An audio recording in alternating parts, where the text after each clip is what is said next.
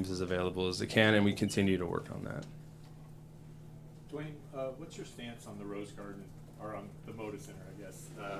There's so much talk about it needing replaced or build a new arena. Give us kind of your stance on the building. Yeah, I mean, Jason, it is true that it's the oldest building in the NBA that hasn't seen a major renovation. So it definitely needs work. I think Adam had mentioned that in his press conference at a Board of Governors meeting this summer. And there's definitely work that needs to get done. And it's you can kind of look throughout the arena, and we've done a lot of different projects that have shown the kinds of things that we could do. I've shared that with some of these folks in this room about what some of those projects are. So it definitely needs something, and I think that's the big part. I think, again, in diligence calls that we've had, it feels like that's a huge priority for Tom and his group. So we're excited to get started on a lot of that work, and it's an important one. I think you look at how much we generate from an economic impact in downtown. It's almost $700 million. We're bringing 1.6 million people down to the Moda Center each year. So it's a really great opportunity to do something incredible down here. The governor and the mayor have both publicly said that they're willing and excited to do a public-private partnership. I've been able to thank both of them personally for that message. So I think there's nothing but momentum to try to get something done. But you're not on the side of we need a new building. Not at this time. Of course, new ownership will have a decision on that, but I think this building has, as they say in those terms, good bones, right? So. Dwayne, as far as the transition, is this working? I don't know. As far as the transition goes with the ownership, how would you describe like what you're able to do? Is it business as usual, like big decisions, or that sort of a thing? Do you feel like you have the choice to be able to do that?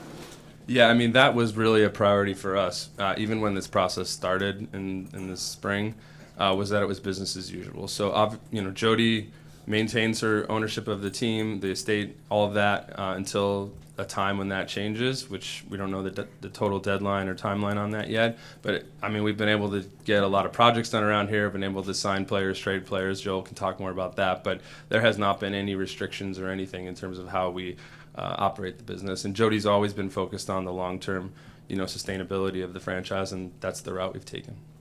Dwayne, can you, it doesn't work, but it makes me feel important. Can you describe the business impact of drafting young and the kind of this global surge in popularity of the team?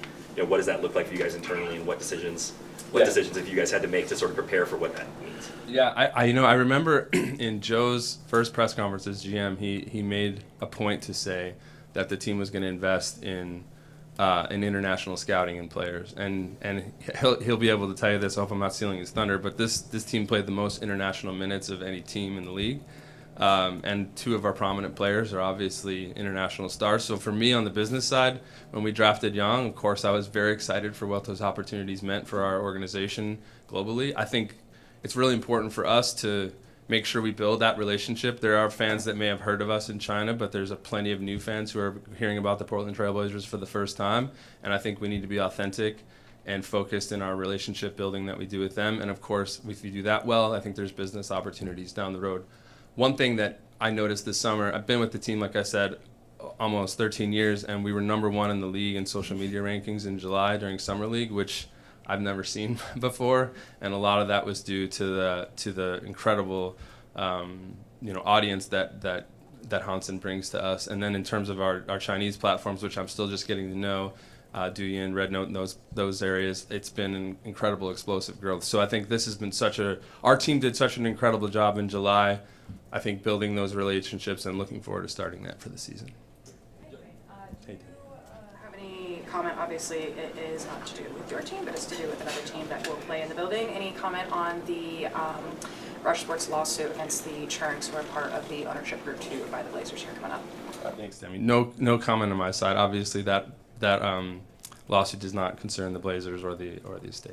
Yeah, and you may have already answered this question, so forgive me, but what level of communication, if at all, have you had with Mr. Dundon and his ownership group, and what have those conversations been like if you've had those? Yeah, as we do with any new ownership group, there's a lot of due diligence calls that happen, lots of questions, getting Tom up to speed on the franchise. So I would just characterize those conversations as he's energetic. He's got lots of questions, and he seems like a great guy. What are you thinking about as head of business ops about kind of this ownership transition? I mean, that is obviously a huge shakeup for your staff. So kind of just talk me through how you're talking with your staff through that, and kind of just how the front office is approaching this change of ownership. Yeah, I mean, our situation's unique. I mean, I think we all knew at some point the team was going to be sold, and so it was always in the back of, I think, every staff member's mind that at some point this would happen. I remember we met as an all-staff when that news broke and answered a bunch of questions, and staff were really, I think, in a great spot. And I said this last week at a meeting we did with the scoreboards, but I do want to commend our staff for being able to manage through this. I think, there's always uncertainty when these things happen. You can't avoid that, but we've done a lot and accomplished a lot this summer as a group, and I'm really excited that, even with the uncertainty, our team has really plowed forward and made some. It hasn't disrupted the momentum that we started in the second half of the season. Dwayne, you talked about building that relationship with China and stuff. Like, what does that look like? What does that really entail? I mean, it's a lot of. I mean, there's a couple things. One, it's a lot of building on social media. So we work very closely with NBA China. I think our staff in the last 2 months has taken speed courses on trying to understand what the opportunities are in China, both from a engagement standpoint and then also a business standpoint. There's the international games, which are going back to Macau this year. Obviously, we're not part of those, but we're kind of watching to see how that takes place. And then for us, what's exciting is being on the West Coast and starting our games when we start them. It's actually a very good time for China. It's their morning and their time to be able to view those games, so that's been great. And then I've just been pinging my colleague at the Houston Rockets, who's been there a long time. She's the president, and trying to understand not just the initial burst of excitement that fans had when they drafted Yao, but the carry-on effects of having someone like that on your team. You become a team that country cares about, I think, even after the fact. So, will you be adding any staffing to address this? Yeah. So we have hired. Person doesn't start for a bit, but we hired a social media person who's Mandarin speaking who can help us manage that content. Dwayne, thank you for taking this. I was wondering, are there any data you would like to share or, operational strategy for business since Henderson joined the Trailblazer, especially when you get onto this position and anything, you can share with us today? Yeah, I think as I said, it's been a bit of a crash course for the last 2 months in terms of understanding that. I remember going to a summer league practice and talking to one of our staff members who played over in China, and he walked up to me and he said, "Are you ready to have 800 million new sets of eyes on your product?" And I kind of laughed. And then summer league happened, and for those who got to see it, it was quite the experience. So again, we're still getting our arms around it. A priority really is to build that relationship, introduce the Portland Trailblazers, introduce Hansen and the rest of the team to that audience, and get them really excited about our team. All right. Thank you, Dwayne. Thank you so much. Thanks, Dwayne. We'll have Joe Cronin up in just a few minutes.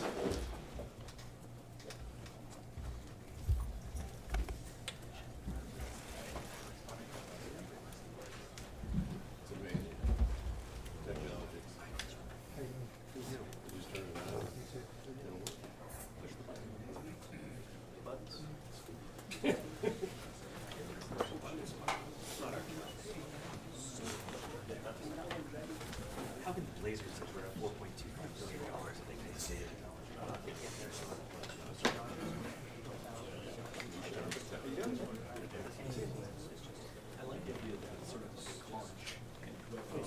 Yeah, exactly. It's entirely Yeah, I was like, this is 1, 2, 3, 4. Microphone check. 1, 2, 3, 4.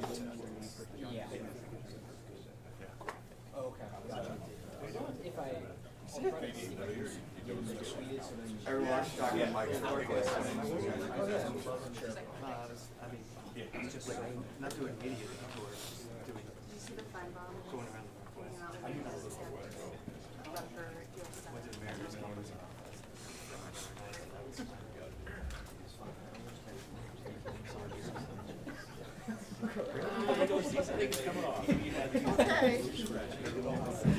Good on that. Thank you.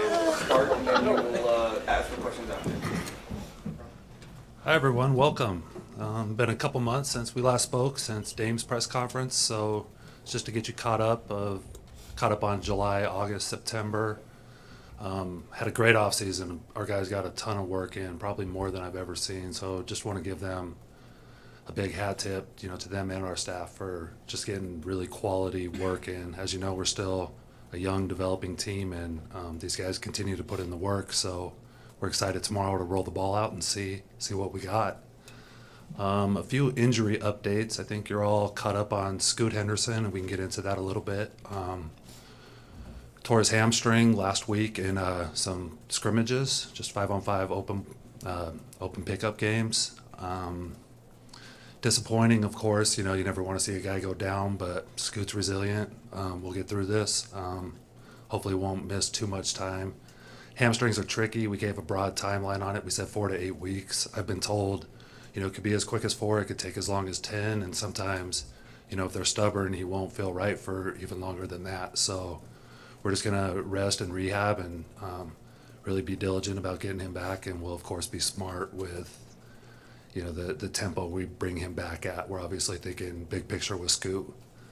Other injury things, Robert Williams, he had a good summer. He had surgery towards the end of last season, so all summer long we've just been rehabbing hard, getting that strengthening back to where it needs to be, getting that balance in order. We've started to really ramp him up. We haven't cleared him for contact yet, but we're not too far away from that. My big thing is want to make sure he's in incredible shape before we put him out there on the court. Again, be smart, think big picture with Rob. Other than that, we're doing pretty good. Have a few guys with some bumps and bruises, but other than that, we're pretty good to go. So happy to open it up. I'm sure you have many questions. Joe, considering Scoot's injury, who else are you comfortable with playing point guard? Yep. So, we have some primary ball handlers still with Jrue Holiday, Blake Wesley, Caleb Love on a two-way. But one thing I really like about our roster is our versatility. We've got quite a few guys who are very good with the ball in their hands. Danny Avdia, Shaden Sharp, Tumani Kamara is getting better and better with his functionality and his handles. So we're not overly concerned with it. Obviously, a player of Scoot's caliber, it's a hit. But I think talent-wise and skill set-wise throughout our roster, we'll be able to manage it while he's out. Joe, considering just what a big year this could be for Scoot in terms of growth and evolution, I know you said it's disappointing, but can you contextualize that beyond with the fact that he's missing training camp, he'll be a month or two behind schedule by the time he gets out there going into his third year.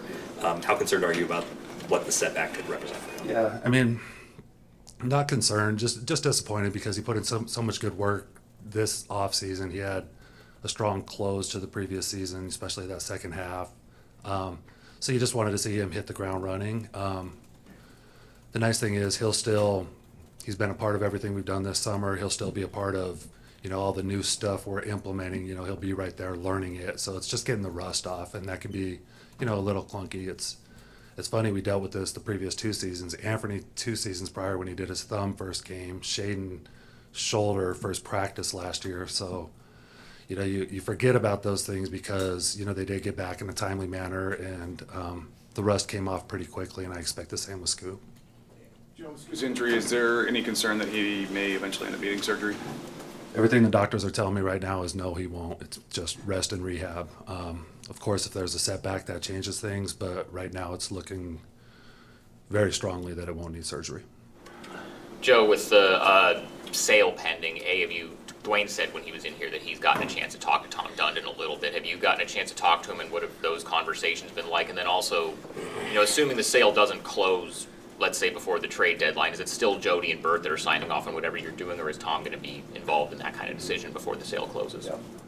Yes, I've had the opportunity to meet with Tom a few times. Again, like Dwayne said, it's some early diligence, just get to know each other meetings, really positive interactions, really like his mentality and what he's going to bring to the table, and I think he's going to be great for this franchise in this city.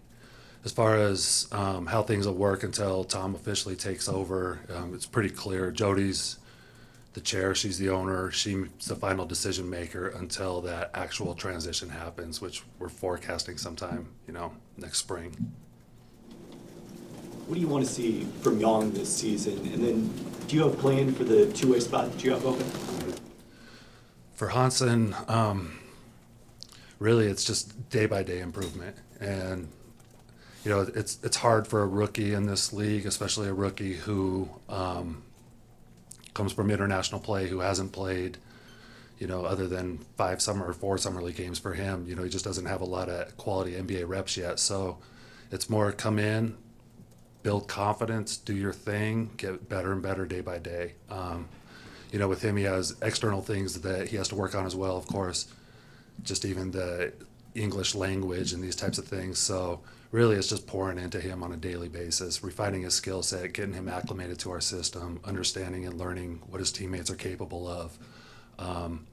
But with that, you know, we're confident in his abilities and excited to see him come in and compete and potentially, you know, win a spot in the rotation. Joe, big picture, what are your expectations for this team this season? This season, a little like last season, where I think we still have a lot of growth left in us, and so I want to continue to see them develop.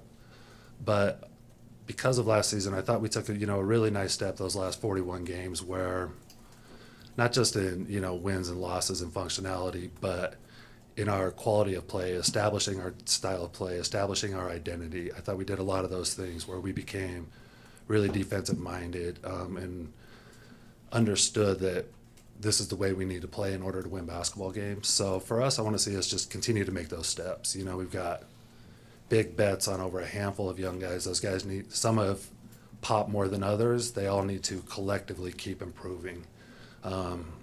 With that, continuing to implement the other veterans that we have. You know, we have Jrue Holiday, who is obviously a really good player that we need to infuse into this roster, and that we're hoping that'll be pretty seamless. Expecting a big year from Jerami Grant. Robert Williams, once he gets back, how do we acclimate them to our young and upcoming core? Joe, building on your saying about Henson's day-by-day development, do you anticipate he might spend some time on the remix as part of his, growth? I don't know yet. His big picture development is the most important thing for us. If we're finding that he's not getting enough playing time or minutes with the Blazers roster, I'll be very open-minded to getting him to the remix and just getting him as many repetitions as possible. At this stage, I haven't thought about it a whole lot because I'm more focused on, okay, how can he help the Trailblazers? But we'll be mindful, even if it's a 2-week stretch where he's not getting a lot of minutes, maybe it's okay, go play for the remix for 2 or 3 games just to keep your conditioning up and also, like I said, get more repetitions. So it's a huge asset having a G League team, especially one here in Portland where we can bring him back and forth. We'll definitely be really focused on getting him as many reps as possible. Joe, can you recount, was there a moment or a time where you kind of fell in love with Hansen, or that he really got on your radar? Our scouts did a terrific job identifying him early, and they also did a terrific job of educating me on his game. So really it was that over the course of that 23-24 season, a season before he declared for the draft, where I would get, every time he played, I'd get a big video edit of Hansen and, of course, watch it. And we just, over time, really grew to appreciate his game. And that book of knowledge that we acquired, or, just having that sense of comfort watching him over and over and, doing all the background work we did, it made it easier to, take what some would call a reach at 16 on him. We just had the confidence that, hey, we know this guy's game, we trust his abilities, and we're excited about him. Was there any one performance that stood out that really kind of sold you, though? I mean, his play in the under-19s, where he's going up against high-end prospects and holding his own. Alex Sarr and some of those kids on the French team, he held his own in that game, and I thought that was really eye-opening. And then to go and have 2 more good quality CBA seasons after that, it just reaffirmed it more than anything. And then also going into the combine, I thought he did a really good job in the combine at those 5-on-5s. That's a hard environment to play in, especially as a big man. And you can see over the course of those 2 games, the comfort level he had and his teammates had with him, because he's such a conductor for him to be able, in such a short period of time with those guys, be able to start really fueling offense, I thought that was impressive. Joe, you at the Dame press conference last time you talked to us, you said that it's winning time now for the Trailblazers, and moves that you've made, like bringing in Jrue, would kind of speak to that. Is that still kind of your approach going into the season? Is the goal the playoffs? The goal is to compete every night. Do we want to make the play-in? Yes. Do we want to make the playoffs? Yes. Do we want to win 16 playoff games? Yes. I don't have expectations, and I won't be disappointed if those things don't happen, as long as we're continually growing. We're still thinking big picture with this roster, knowing that until our young guys are ready to help really fuel winning, we're not going to be good enough, and we're going to take that approach. But with that, we're confident in our abilities. We're confident in the additions we've made. We're expecting to be a quality team each and every night. Joe, on that note, how do you sort of balance the understanding that you need your young guys to take the requisite jumps and adding two gentlemen in their middle 30s to the roster this offseason? Like, how do you square those two plans? Yeah.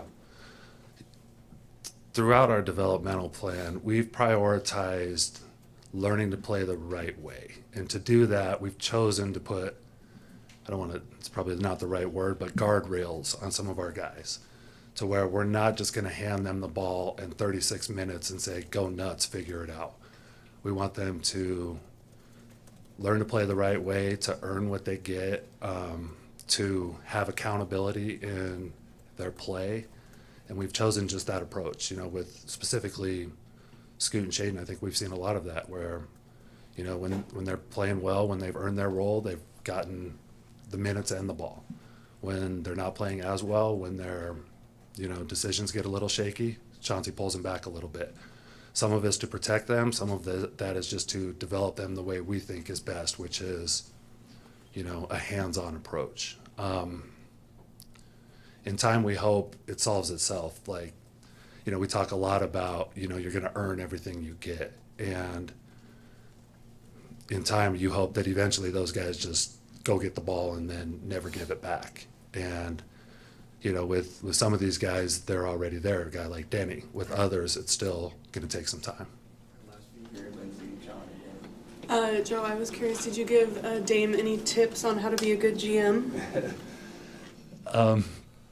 It's funny, Dame and I, throughout my career, we've always talked so much about basketball. I've always admired his willingness to learn about roster building, not just scouting and identifying talent, but,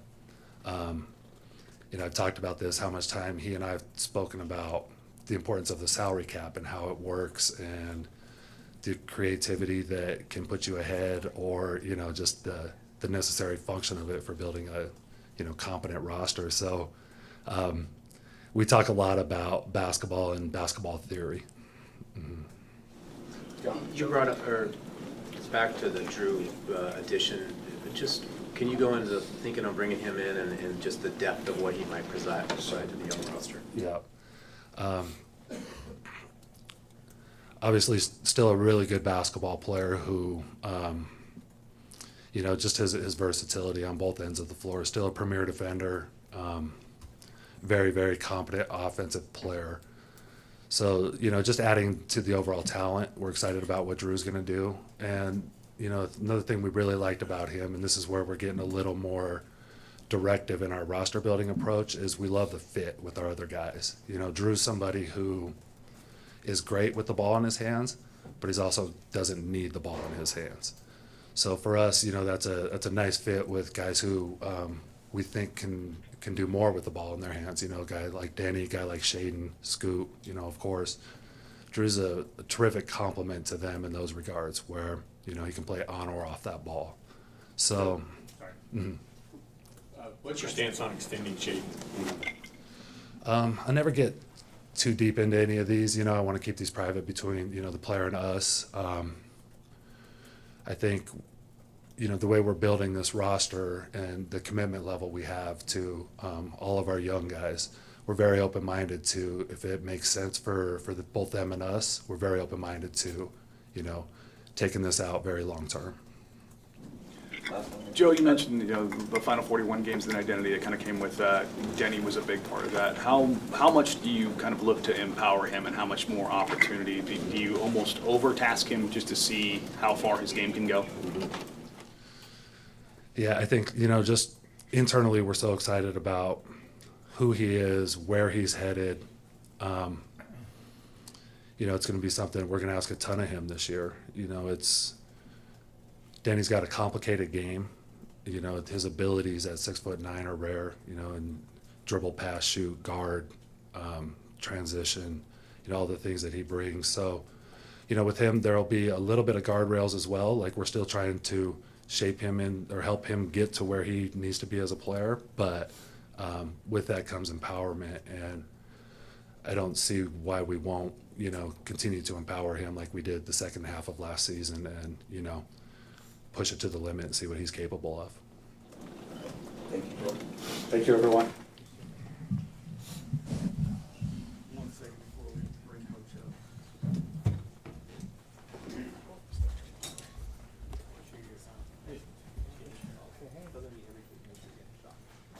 Oh, you want me to retweet Sean? Oh, yeah, gotcha. I didn't know if you wanted to. No, for sure.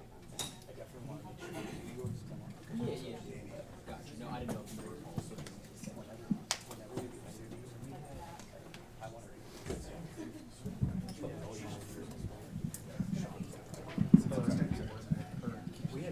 You're not doing it. No. Yeah, I know. Mic check 1 2 3. 1 2 3. Check. All right. Oh, Mike, no. No. I probably know him. I think I know him. Almost certainly seen it.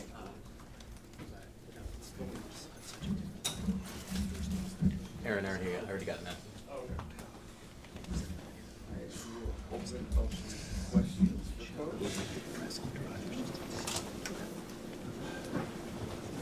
Start us off. Coach, how you feel the offseason went so far? Really good, man. Really good. I'm really excited about the team. I thought the offseason was good. I really did. I thought Joe had a really good offseason acquisitions that we made and the moves that he made. Obviously, some of our better players, from last season's team are no longer on the team, but I think both in really good positions, and I like where we're at. So I thought it was a good offseason, man. Chauncey, your defense improved last year. You got Jrue coming in. How much of an impact will he have on this? And is your defense almost your identity rather than your offense now? I don't think our offense is, has ever, since I've been here, been good enough to say that was our identity. I think I've said in front of you guys for years now, telling y'all that I believe in, if we're going to be any good, we need to be defense first team. Last year, the best thing that came out of the season for me is that we finally established that. In the second half of the season, we finally established our identity, and we'll look to get better with that. You bring in a guy like Jrue Holiday, who's been one of the best defenders, really in this generation. And what he's able to do, how he's able to play, it just makes those things even better. So I'm really excited about where we are and what we're going to be able to do, in particular on the defensive end.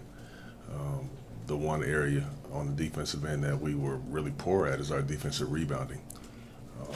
That's going to be something that we have to be much better at. We'll focus on that right away, because we play such great defense, and then boom, the shot goes up, and then we don't get the ball. I mean, you got to play another 14 seconds of defense. It just wears you down. So we'll look to try to close out those defensive possessions, hopefully with a rebound. No, just how would you describe the strengths of the defense that you guys bring? The strengths of our defense? I think our physicality is one. Our pressure is going to be another one.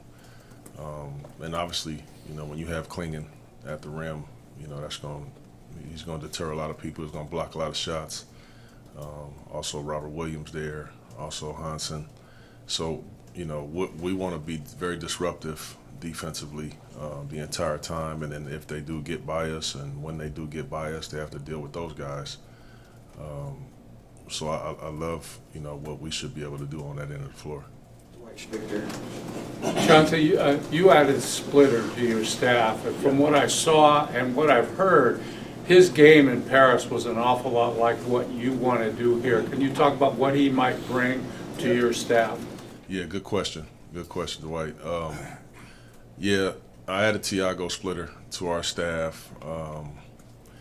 I studied him for a while. He did a really good job. I went over there to go see him, watch him kind of operate, watch his practice, watch his games.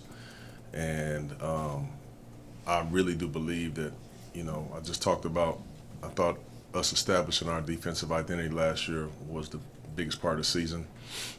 I think this year we have to start establishing who we're going to be offensively. And a couple of my hires reflect that. Tiago and Patrick St. Andrews, who was in Memphis last year, and who was under Taylor Jenkins the last few years. What I want to do with our offense, those two guys have done it. So Tiago was great. His offense was really potent over there in Paris, and they played really fast. They got up and down. They tried to play before defenses got set. He had a really good point guard that kind of was the MVP of the league, obviously. So he done a really good job, and so yeah, I'm really excited about that and about our staff, and we've worked really hard to try to put together what I think our offensive system is going to be. Coach, do you feel like this group is ready to take the step towards winning right now while still developing some of the younger guys? And based on what you see so far, do you think the young players themselves are ready for that? Well, I think we had so much fun in the second half of last season trying to chase it, trying to get to that play-in. Our guys took so much pride in it, and they remember that.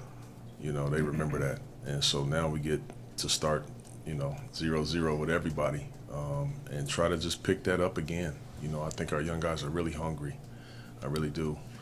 And they felt a little bit of what winning feels like last season, and it's fueled their off-season workouts, their commitment and dedication. I mean, it's been a really good summer. It really has been a really good summer. So I do. I know we're young. I know we're still trying, developing and things like that. But I just think, when you're very disruptive defensively, and you try to play faster offensively, and you move the ball, and you can play before defenses get set, you never know what can happen, And that's kind of how I feel. Like, I just want our young guys to take a few steps, continue to get better, and then just let the chips fall where they may. Chauncey, you said when Dane came back that he was going to be the world's highest paid assistant coach. Do you have any kind of specific ways that you're going to be using him and leaning on him this season while he's not able to play? Well, I haven't given him his role and responsibility like the rest of my coaches yet. But more than anything, just him keeping a really close eye on Shaden, on Scoot, on Denny. Those guys will be a lot of the playmakers on our team this year, and just kind of just digging in and pouring in, where he can help those guys. He's not a coach. He's a player, and he's a great player still. And there's a different level of, connectivity that comes with that. And everybody loves Dame, and he's very sensitive to not overstep. And we all know Dame, and I told him that's not even possible because we see the game, we see this thing the same way. So he'll. It's funny because when I was talking to him, he was just like, man, I don't want to come in and I don't want to be talking and doing all of the things. And I'm saying, Dame, you're Dame. You're okay.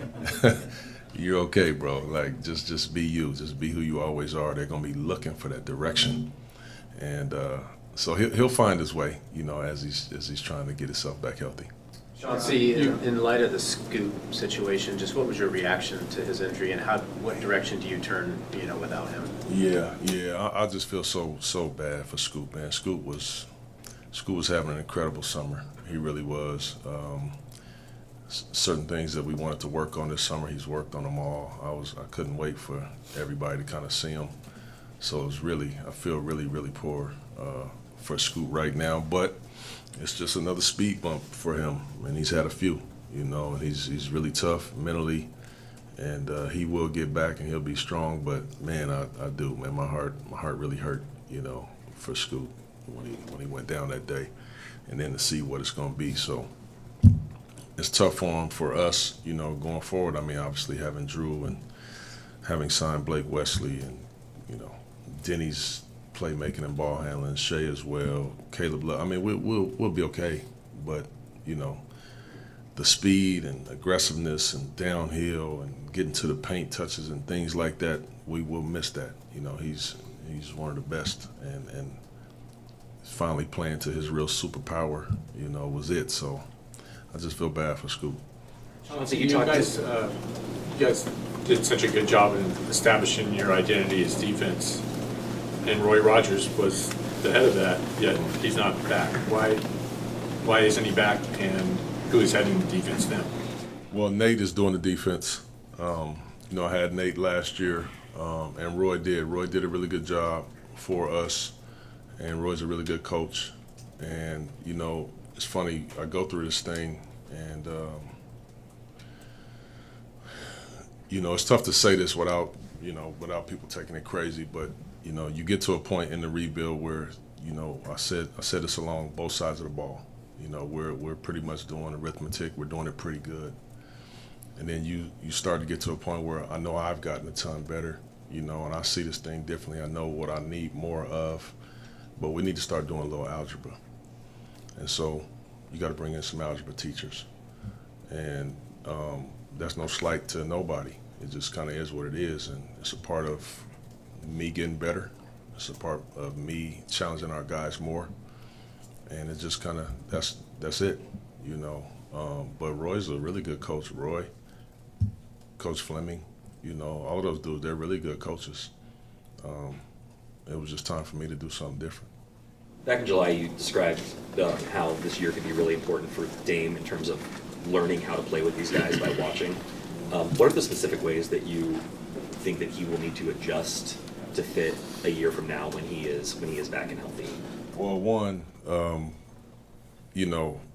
Dame for his entire time here, I mean, he's just such a great player. He just kind of played through him every play, and God bless you, played through him every play, and you had to. He's just that gifted. I think Dame knows this, and we all know this. He's going to need these guys to help him out, and we're going to play faster. We're going to be moving and cutting in the half court, So it's almost good that Dame's going to be able to watch that and see that all season long, where he does fit in. Now, obviously, he is Dame, so, and he's very focused on getting back to being who he is, and we'll all benefit from that. But we're going to play. We'll play a lot different than we played before Dame left here. Yeah, Chauncey, without Anthony, with Scoot being out at the start of the season, how much does that impede your goal of playing faster? Yeah, that's a great question. That really is. I don't think that much. Because we're just going to have so many different guys kind of bringing the ball up the floor. It's not just one guy a lot of times. And even like with a guy like Jrue, you playing fast is not just blazing the ball up the floor on a dribble. A lot of times it's kick aheads. A lot of times it's where you catch the outlet. Just things like that. So it impacts it for sure, not having Scoot around. But we'll still play faster. We just have to. There's no reason to be young and athletic and versatile and play slow. There's just no reason to do it. There was a lot of Will there be more grab and go? Like Oh, whoever yeah. gets the rebound just... Yeah, we have that's the good thing about being versatile, and having so many guys be able to kind of dribble up the floor and initiate the offense, and that's why our defensive rebound is such a big deal. It really is, and whoever gets it, let's just get out and go and just kind of play. So we were so bad at it last year, and we were always just looking for Ant or that one guy, and we'll just have to be different. There was was a lot of discourse this summer on who the starters would be on this team. Obviously, Scoot will be back at some point, but it seems like there's kind of 7 guys for those 5 spots. So just what is your philosophy on what the starting lineup could look like coming into training camp? Yeah, there's a lot of different ways you could go. I say this to y'all and I say this to our guys. I'm not really the one that's deciding that. I'm really not. I'm just going to be the messenger in it. And they got to go earn it. Whoever earns it, whoever plays the best as a unit are going to be the starters, to me. We do have, I'm really happy to even have this discussion, to have the talent, to have the depth. This is new for me, so I'm really excited about that. But at the end of the day, I'm a fair coach, and I think that they all need to go and earn it. Like, we don't have like an all-star on this team or a top 75 guy, and then the Dame is not playing. Jrue probably will be a Hall of Famer, at some point. But we don't have that 1-2 guys. So to me, like, everybody just got to go earn it. And I've always been about that. I believe that's the best way to be. And so I'm really not making that decision, to be honest. These guys are.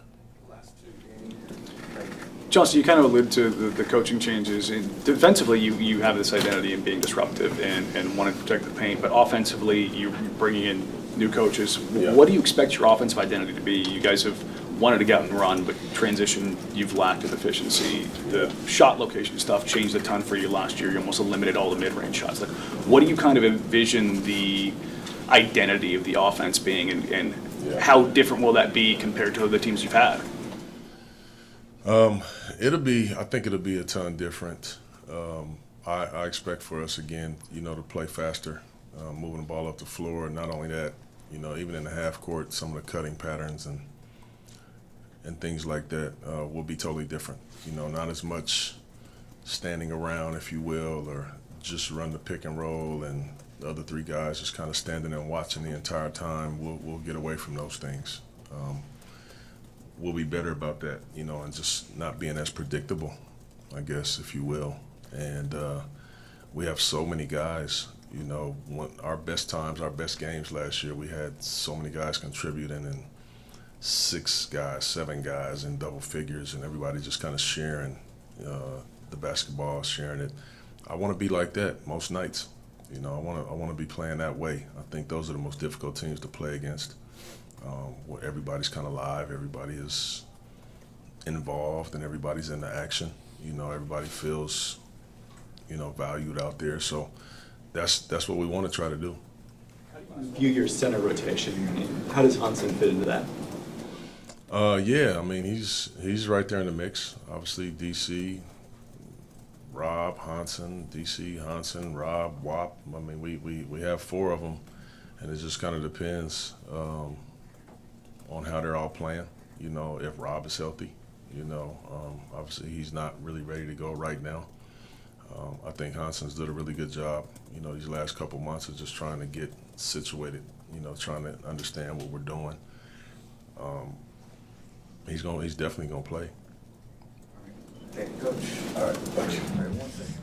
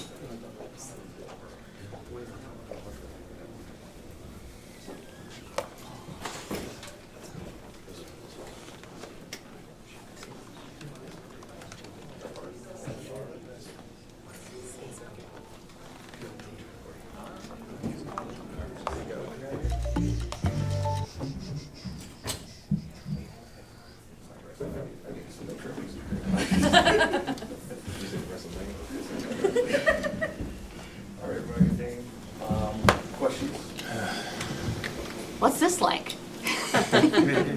I was just telling him it was a little weird, but not weird at all at the same time.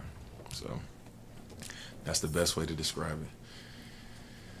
Where are you at health-wise? Like, where are you on, I know it's a long path, but kind of what are you able to do, and where are you on the path? Right now, I can do a lot of stuff. I've been running, I've been shooting. I think it's at the stage where I can do a lot, but it's tricky because you can, with this injury, what I've learned is you get to a point where you can, do a lot of these things, but the tendon is not, strong enough to stand up to it like it normally would be able to, like doing basketball activities. So it's a long period of like being stuck right here where you don't want to get carried away with what you think you could be doing because it feels good doing a lot of that stuff. You just got to kind of stay in the moment. So right now, that's just where it's at. I'm able to do a lot more activity, but still, building the strength up and, getting that tendon back to taking its normal shape. I know you're taking this year, but is there any scenario that you could foresee? Any scenario in the entire world, 1 seed going into the playoffs, anything where you would say, screw it, I'm playing? I mean, I don't plan on it. I feel like if the team's a 1 seed going into the playoffs, then they probably got it. So I just want to be as healthy as I can possibly be and be 100%. Confident in it and, be able to do all of the movements and everything that it takes to be on the NBA court and, test out of everything that I need to test out of to make sure that I'm ready to go. And at that point, whenever that point is, obviously I'll have a decision to make. What are you going to do during training camp? Like, are you going to be there, like, what's your role at training camp for this team? I mean, I'll be there early in the morning to get my stuff done. That's not team stuff like my rehab and to try to get my training in, just so that I can get that out the way and then still be there or be able to watch and go through all the stuff that the team is going through so I can know the offense, I can know the defensive principles, I can just hear the language and everything that's being spoken over the team. And like Chauncey said, I guess I'm going to be like another assistant coach. But whatever I can be to the team at this point, that's what I'll be. But I'll definitely be there. I'll be around. What's been the most difficult part of this process for you? I would say, even when I've had injuries, when things have come up, I've always been able to do something about it. And I think this is the first time that it's an injury that you can come back from, but you can't do anything about it. You gotta let it take the time that it takes. Dame, I know there's not much players usually have to say or can say about ownership, but I feel like this is a little bit of a different situation because you've been here for such a long time and you've been such a face of the organization. Have you had any kind of interactions with Tom, the incoming owner, or do you kind of have any thoughts on just the ownership change and just that part of the franchise right now? I think it's been something that has been a discussion for some time, so I think everybody knew that it was to come at some point. I haven't had much interaction at all, but I'm sure there will be, and when it does, I'm sure I'll learn whatever I need to learn. But at this point, I've just been focused on getting reconnected and trying to get healthy. Dan, have you reached out to anybody who's had this injury in the past? Obviously, you saw it with Wes and all that, but just to the road ahead, and have they given you any advice about what's ahead? Yeah, I spoke to KD. I spoke to Rudy Gay, DeJounte Murray. Who else? Wes. Me and Wes talked about it every day. Wes came and worked my camp in Arizona this summer, so every day we talked about it and went over stuff. My PT that I've used this whole time has done 40 or 50 Achilles repairs, so he's pretty comfortable with it, and he knows his stuff. So I've learned a lot. What not to do when things worked out best, and also I've every couple of weeks I've been going and seeing my surgeon to make sure everything is right and what the next step should be. So that's really been it. It's just making sure I'm listening and speaking to those people who've experienced it and people who, like my surgeon, who've done these repairs over and over, and my PT who's been involved in a lot of these rehab processes as well. So that's really been it.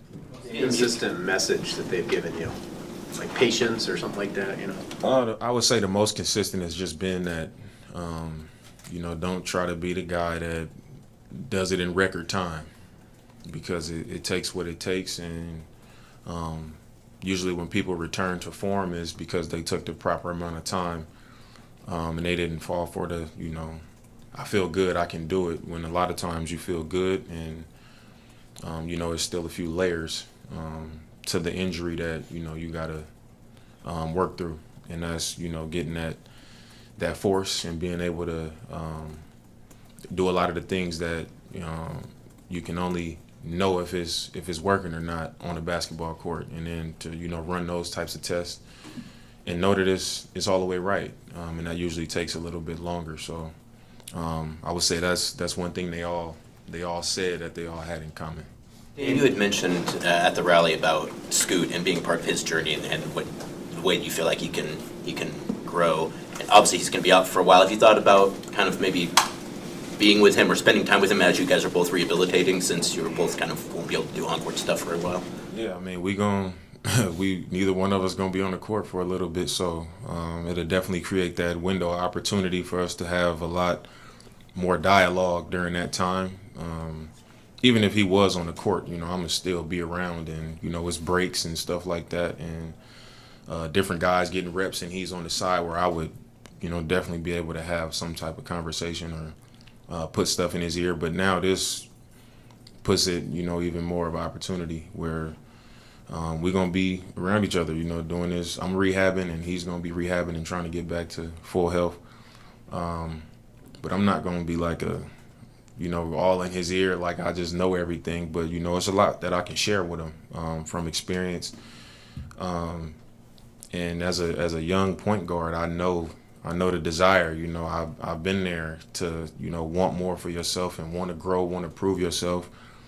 I've been through that process. I've been through the struggles. I've been through the high moments. When you want to jump out there and you want to show what you can do. I've been through all of those things. I know what it's like off the floor when you got, people saying what you need to do and what's expected. And I know that I could, help take some of that weight off his shoulders by just sharing information that I know is a fact. And it'll be a lot of opportunity to do that now to start the season.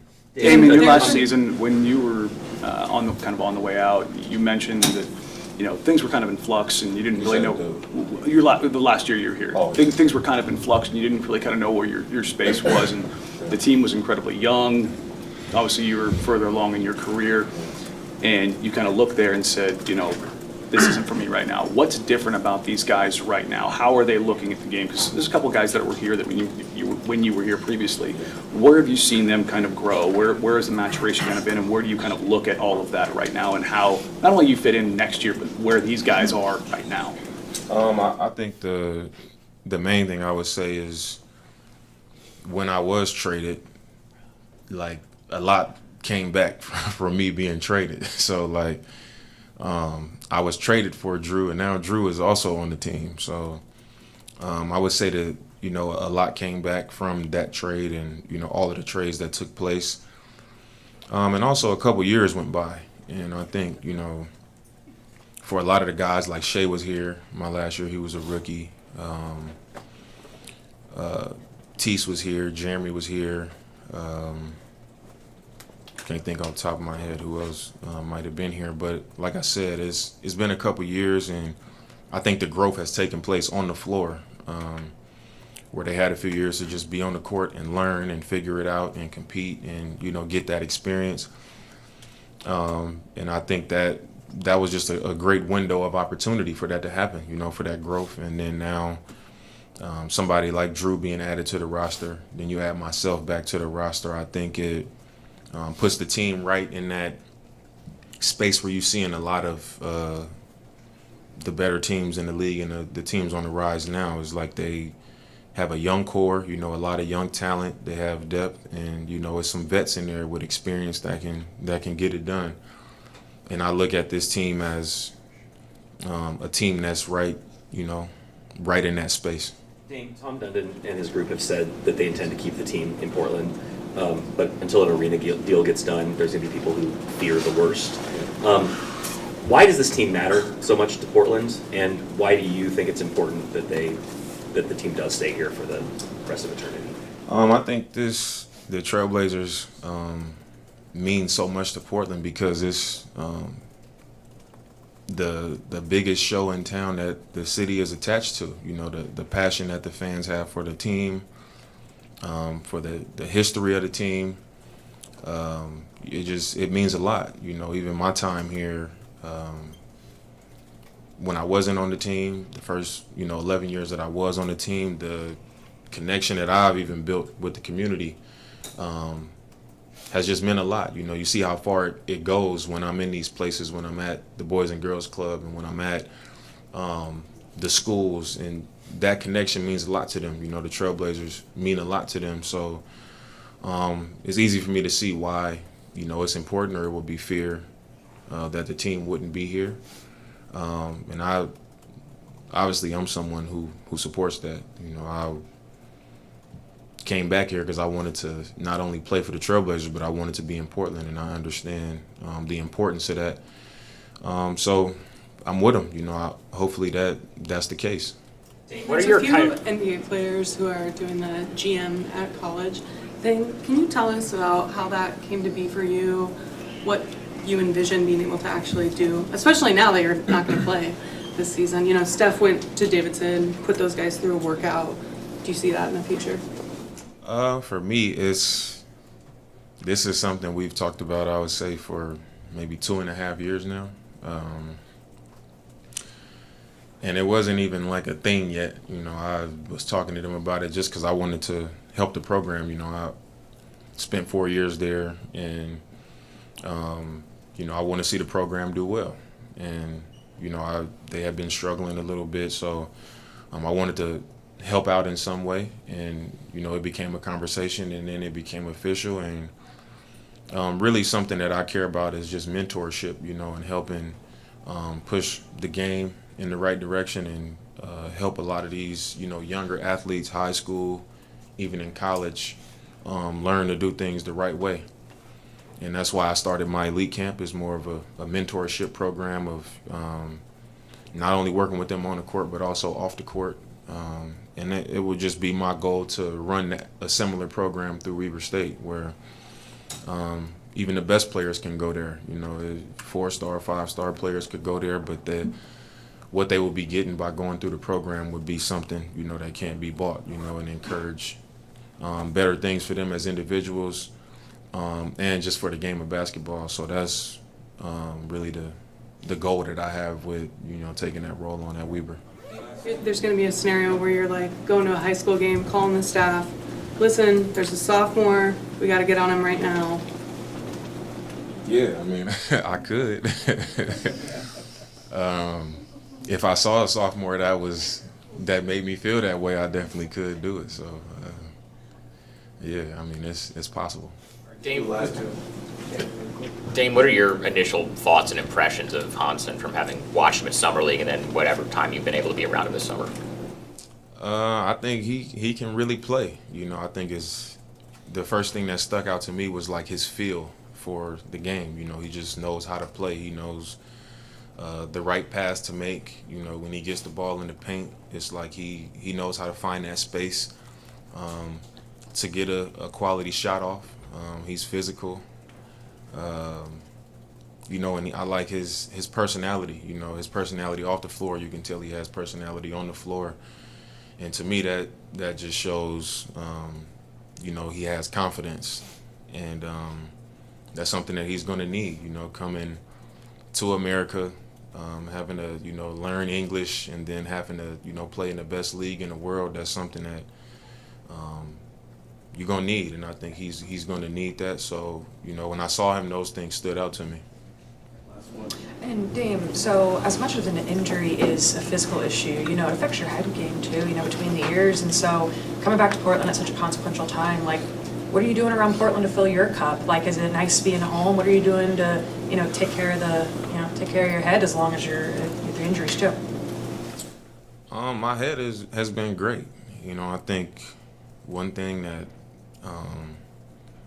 people here know about me is that I'm stubborn. You know, I don't. Some people may have a concern about it, but I'm honestly not concerned. You know, I know that I'm willing to take the ride that I need to take to get back healthy, and I will. And once I do, and we revisit the conversation, people are gonna be like, you know, they'll believe me, and I'll get healthy, and I'll be right. And that's just the bottom line for me. You know, in my head, I have days where I get, you know, frustrated that I just can't go out there and do a basketball workout, but I don't get discouraged, you know, about it. It is what it is. It'll be another chapter that gives me the opportunity to show people that, you know, this is not a talent or none of that. You know, it's just it's internal. You know, I have something in me that I just don't think everybody has, and I'll show that once again. And you know, as far as the other stuff, you know, I just see it also as an opportunity to not have to be so, you know, high strung about, you know, winning a game or all of those things. Like, I can be invested in the team and do everything I need to do. But it's also a time for me to, you know, be in the community. You know, with my respect program, we, you know, reconnected with a few of the schools, and we might add, you know, a few middle schools, because there's a lot of things taking place in middle schools and single parent households and underserved communities here as well. So I'll be, you know, taking a lot more opportunities to, you know, pick up some of those things that, you know, I still continue when I wasn't here, but now that I'm back living here, I'll be able to be more present in them. So a lot more of those programs that I've always done, I'll be probably doing a little bit more with those, and then also a few other things that, you know, I've been planning for a few years now that'll, you know, have a major impact on, you know, the Portland community. Thank you all. I'm over time. Appreciate it. Thanks, James. I guess I'm very enthusiastic about going to watch. It'll be exciting for him to be here. Yeah.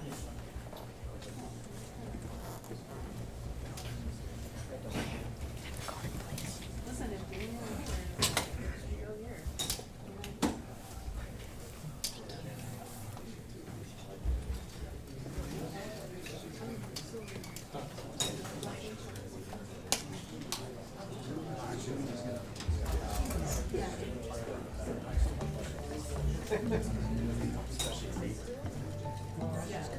And I'm sure you will.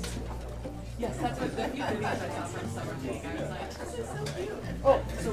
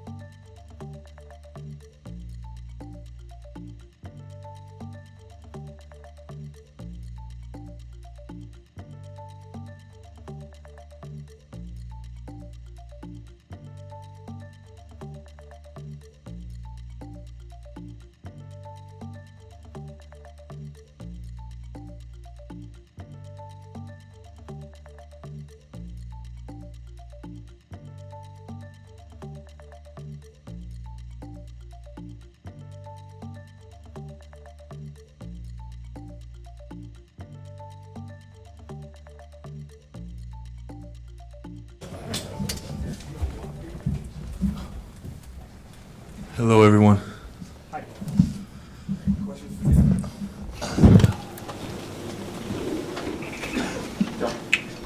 Denny, over here, anything you felt like you took away or added to your game from your Eurobasket experience?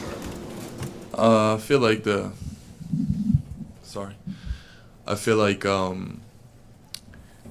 I've been in stressful situations, kind of like win or go home type of tournament. So I feel like performing under pressure,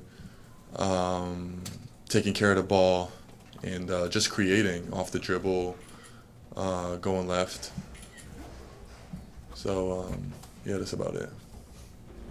Going left, a new thing? Not a new thing. I try to do it more though. What excites you most about this team? Defensively, definitely how versatile we are defensively. Wait, who asked that question?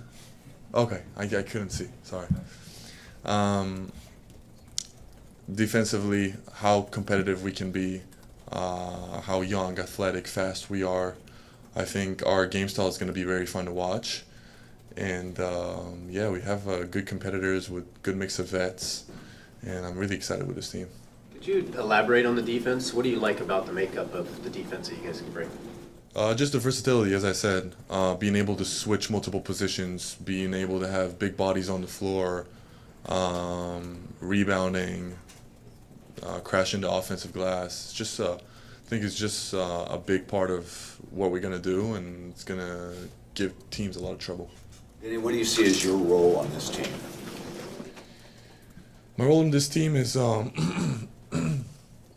continue where I kind of left off, being vocal with everyone, be a leader, help everybody be in the best positions possible, and maximize the team potential. Just compete, do what I do, be aggressive, set the tone defensively, offensively. That's about it. Sorry. Denny, that second half of the season, you kind of had the big outbreak, and Joe mentioned that he wants to empower you further, almost kind of push you beyond what you can do. When you look at that, what are the things that you're kind of looking at expanding on, and the responsibilities you can possibly take on beyond what you've already shown? So I'm going to say that I got still a lot of things to work on and add to my game. I don't think I'm a finished product yet. I do want to add a lot of stuff to my game, but I'm doing it with a lot of patience. I'm not rushing. I'm always trying to make the right play, whether it's defensively, offensively. But I think the next step for me is take care of the ball a little bit better, control the game a little bit better, slow down sometimes when I need to. And other than that, I think I'm in a good path. Denny, what gives you confidence, or why are you confident that you won't have sort of the learning curve that you had last year, and just sort of the adjustment to figuring out how it all works? I'm sorry, can you repeat it? Like last year you kind of had an adjustment period with this team. Why do you feel like you won't have that this season? I think because I've been here for a year now. I know all the people around the team. I know the players. I know coach and how he wants to play. I know the system. It takes a lot of pressure out of you. You still got to adjust here and there for little tweaks, but in general, I kind of know what's the philosophy behind our team. And as I said, I'm trying to pick up where I left off last year. That said, Coach mentioned maybe a tweak to the offense, more movement, less pick and roll stuff. Have you seen that as you guys have kind of been getting going? I've seen glimpses of it, but I think it's great. I mean, I trust our coaches staff to put us in the best way possible, and for me, I feel like I'm a really good driver, and the new offense with the new spacing is really helps our players to drive, so I can have a lot of benefit from it, and the players too. I don't know how much you've been able to play with Jrue, but just what have you seen out of him, and what do you think he brings to you guys? First of all, I've seen a great human being, getting to know him, talking to him, somebody who wants to win, who wants to be here, who won things in the past. And, there's a lot to learn from him. I haven't shared the court with him yet, but I can see really great potential. Denny, particularly with Scoot out now, have you thought at all about your ability to create and how that might factor into the lineup this year? I mean, I think everybody, Scoot is he's a really big creator for us, and I think him being out for a little bit is gonna, everybody would need to step their game up a little bit and do some creation, creating. including myself. But we wish him healthy and speedy recovery, and we can wait for him to get back on the court. Speaking of the new addition of the team, what have you seen from Henderson so far on and off the court, and how would you envision you two probably like working together in terms of like setting offense and stuff like that? I saw a very skilled big that he knows how to play basketball. He knows what to do. You can see he's very smart, really good passer, and he wants to learn. He wants to be a better player every day. I see him working on a lot of stuff, and I play a lot in give and goes, so for me to play with Jan is going to be very fun. אתה פותח עונה חמישית בליגה עם ציפיות שלא היו ממך בעבר, גם להיות שחקן מרכזי וגם לקחת קבוצה צעירה, שישית, וגם לקחת קבוצה צעירה להצלחות. איך אתה מגיע לעמדה הזאת, גם אחרי הקיץ שעברת וגם מבחינת הציפיות והיכולת שלך להנהיג ולמלא את כל המשבצות שהם מצפים ממך?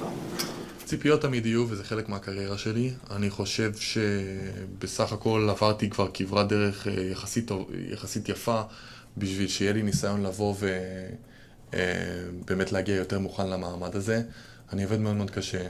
היה לי את הקמפיין שהיה לי עם הנבחרת, שהיה יחסית דומה. אבל עוד פעם, אני קבוצה חדשה. ושחקנים חדשים, וצריך להתרגל לאט לאט, ויהיה קצת שכר לימוד בהתחלה, אבל אני מאמין שיש לנו באמת פוטנציאל מדהים לעשות משהו טוב, קבוצה צעירה שרוצה להילחם, שרוצה להצליח, וזה מה שחשוב. אני חושב שבסופו של דבר יש לי את הכלים לבוא ולהיות מנהיג בקבוצה הזאת, אבל לאט לאט. One more question. You were talking about interactions with other players. How has been your experience so far with Dame? Getting to know him and see what he can advise you off the court this season. I've seen Dame here and there, more in the weight room. He's not really practicing, but I had a little bit of conversations with him. Great dude. I'm happy he's back in Portland. I know how much this team means to him, how much this city means to him, and his dream, my dream. I want to give this city a championship as much as he does. So. I can't wait to work together with him on the court and get this dream come true. Any other questions? Thank you guys. Thanks, Danny. Take a little bit of a break. You stole my question. I was going to want to do that Chris is going to take a... All I did. Okay, I just didn't know if depending on where we'd be, like...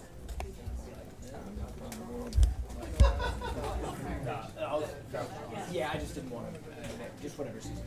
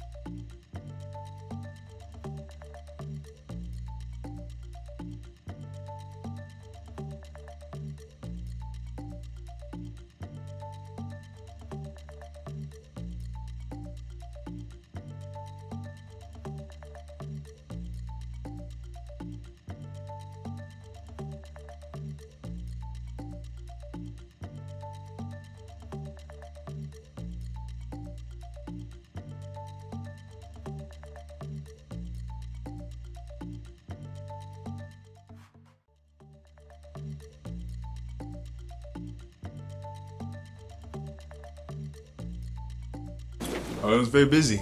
I was able to really work on my game. I think it's one of the first summer, especially as a pro, when I'm fully healthy and I don't have all the pre-draft and stuff to worry about. So I was really able to focus on all the aspect of my game, whether it's offensively getting better, finishing at the rim, better passing, better decision making, keep improving my shooting as well.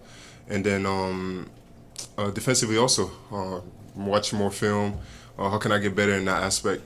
Being smarter, committing less fouls, and just being a more mature basketball player. I think that's what I was able to do this summer. Monty, so much has been made about the defensive identity and culture of this team. How have you been trying to continue that culture and those principles during off-season workouts with your teammates? It's been consistent. Never really let down that aspect. I think that's what got me where I'm at today. So I think it's something that I need to keep with me my whole life, my whole career. So just being able to help this program with, we have Jrue now, we have DC that's evolving at a great pace. And school defense is improving, Shaden defense is improving, everybody's defense is improving. So I'm really excited and then we have Tease, we have JG also. So it's like, I feel like all that defensively is huge. And what we're going to be able to do, switch a lot of position and stuff like that. I think it's just coming into the gym with the same mentality every day and knowing that's who we are. And that's where we can have a big impact on almost on every game against anybody. So being able to exploit that as best as we can. Speaking of Jrue, obviously he's a well-rounded player. What kind of conversation do you have with him so far, and what do you want to learn from just being around with him? I think it's been great with Jrue. It's been very natural. We've been able to talk about everything and nothing at the same time. Very welcoming person. I think he wants us to get better. The way he communicates with me, especially on the court, especially during while we play and stuff like that, really trying to explain to me small things here and there, even offensively. It's not straight defense. Just his knowledge. He's a veteran. He's been doing this for a lot of years, won twice. So being able to pass down this knowledge that he has to all the young players out here, I think is crucial for us, and he's been doing great all summer. So now I'm super excited to get on the court with him for sure. Anybody here particularly looking for to take a step up with Scoot being out? Can you say that again, please? Anybody you were looking at to take a really big step up with Scoot being out for a couple of weeks? I think everybody. I feel like the team that we have can be very interchangeable. Can have so many different lineups. So I think it's just Scoot can have such big impact on our team. So I think it's him being out is we're just gonna have to figure out something to bring his speed to the game that he's not bringing if he's not with us, and his leadership also. I think it's all that things that Jrue can help with. Even Dame can help with just by talking to us on the sideline. And I feel like, just pushing the ball. I feel like this year everybody's a little bit more confident and we trust a little bit more our roles and what we can do individually. So I think no matter who's out, I think we're going to be able to hold our own, but it definitely hurt us to not have Scoot for sure. Jerami, what are your first impressions of Hansen? Very excited. His knowledge to basketball, he's very smart, very happy kid. Happy man, my fault. He's a young man, my fault. But it's been great. It's been great. His development been very awesome to see. He's getting better by the day, and I think his touch and his feeling for the game is just very natural for him, and it's nice to see. Have you guys been sharing some time on the court yet? Yeah. So during the summer we played a ton. I think that was the biggest emphasis that Chauncey had for us, is he just wanted us to play because we're a very young team. So he just wanted us to go out there and make mistakes, and being with Hansen, seeing how selfless he is.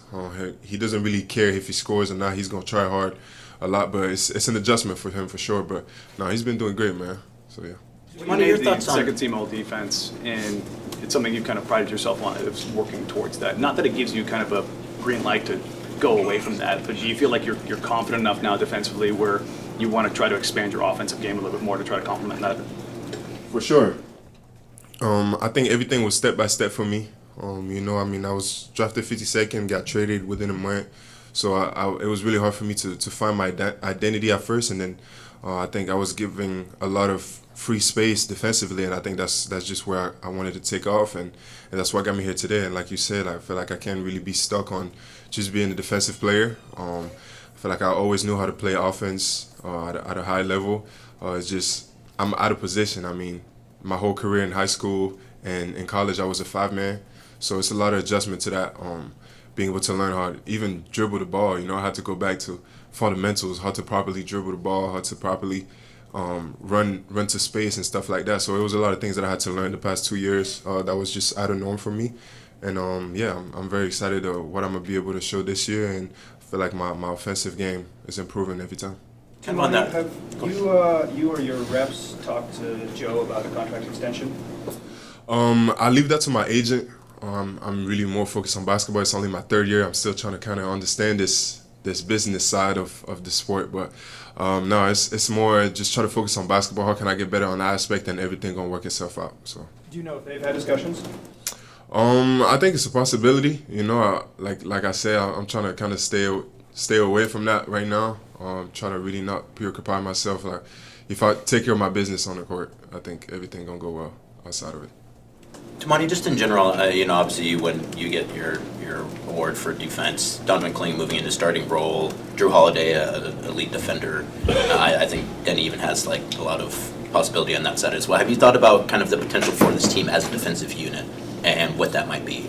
I think the sky's the limit, really. I think we have so many tools that we can use in different ways, so many different lineups that we can do to mess teams up. So no, I'm very excited what we can do on that end of the floor for sure. Everybody got the energy and the everybody want to play defense. Everybody know that that's our identity. So I think it helps even more. Like, nobody has to fake it, nobody has to force it. So I think it's becoming really natural for us to pick up full court and just be ourselves and play hard out there. Any other questions for Tamani? How hard was it to change your hairstyle? Man, it was tough. It was tough, but I think it was time though. I wanted to grow the sides. That's really why I cut it off. I didn't really like just having the top going, but yeah, it was just I think a little refreshing thing that I had to do. Kind of also moving on. You know, as a third year, I want to lock in, and I feel like it's a good mindset where I just cut my hair and I don't really worry about getting a haircut for the next 4 months. You know, and I can just lock in on what I want to do. So yeah, that was good. All right. Thank you. Appreciate it. Thanks, too. Right back.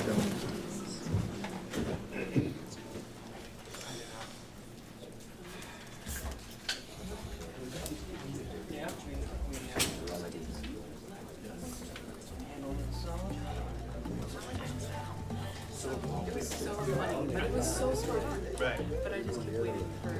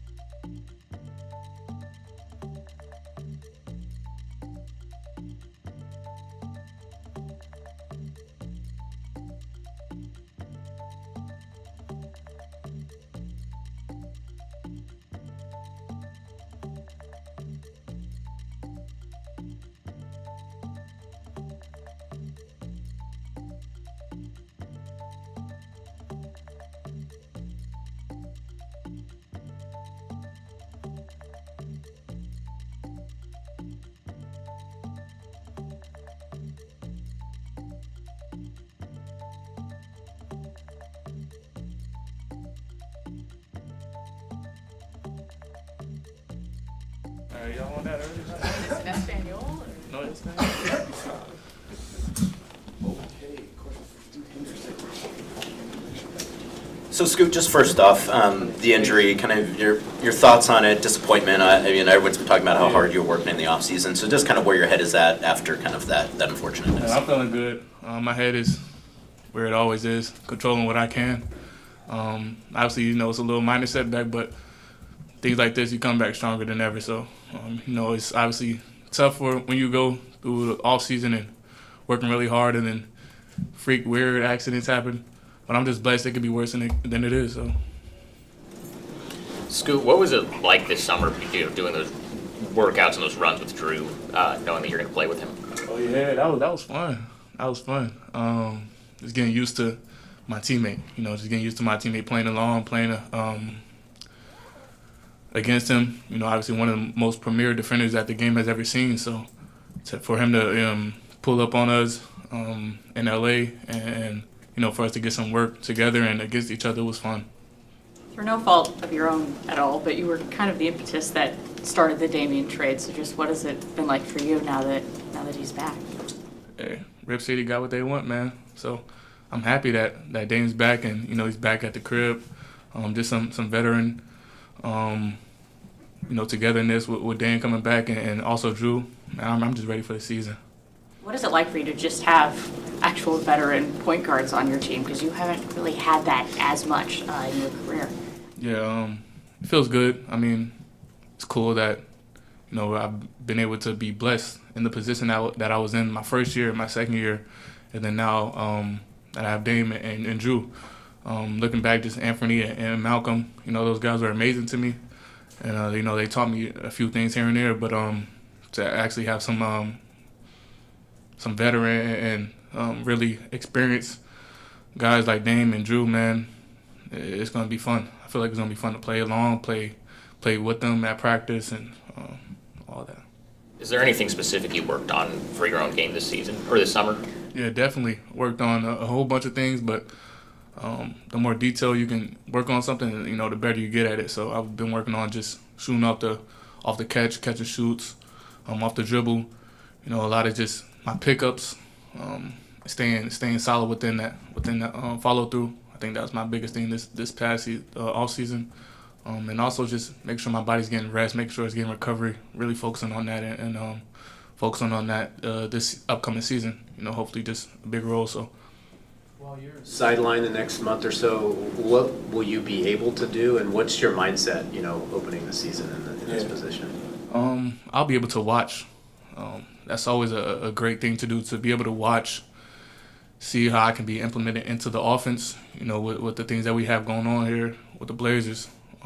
It's going to be fun to watch and, just knowing that if I was out there, I could control something. And that's going to be a little hard for me because I love the game of basketball. I love to play and be out there with my teammates out there grinding. But being able to watch is also a blessing in disguise.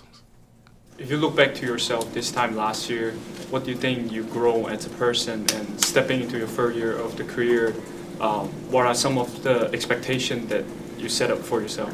I feel like looking back last year, I just matured a lot through the off season. Usually I just work and things like that, but and then put my body last. And I feel like this off season and season ahead of me, I'll be doing that on a daily basis, just taking care of my body and things like that. Not just because of the accident and things like that, but just knowing that you got one body. And I knew that, but I think just taking that into action, and I feel like I matured in that area a lot. Is this the most serious injury you've had? Yes. Yeah, I mean, all injuries are pretty serious, but I feel like this is probably the most, I guess. Can you take us through what happened when you injured your hamstring? Joe mentioned it happened during a scrimmage. Yeah, it was during the scrimmage, misstep. It was nothing really crazy in the video. I just kind of just went for a little loose ball. Wasn't too far. I think I just extended too far, but. Do you have a goal in mind when you'd like to be back on the court, or is it just sort of a matter of seeing how the hamstring responds? Sorry, one more time? Do you have a goal in mind when you'd like to be back, or is it just seeing how it responds? Man, it's week to week for me. Just seeing how it responds, with the amazing team, PT team that we have with the Blazers organization and my team as well. Man, we'll be back up and running.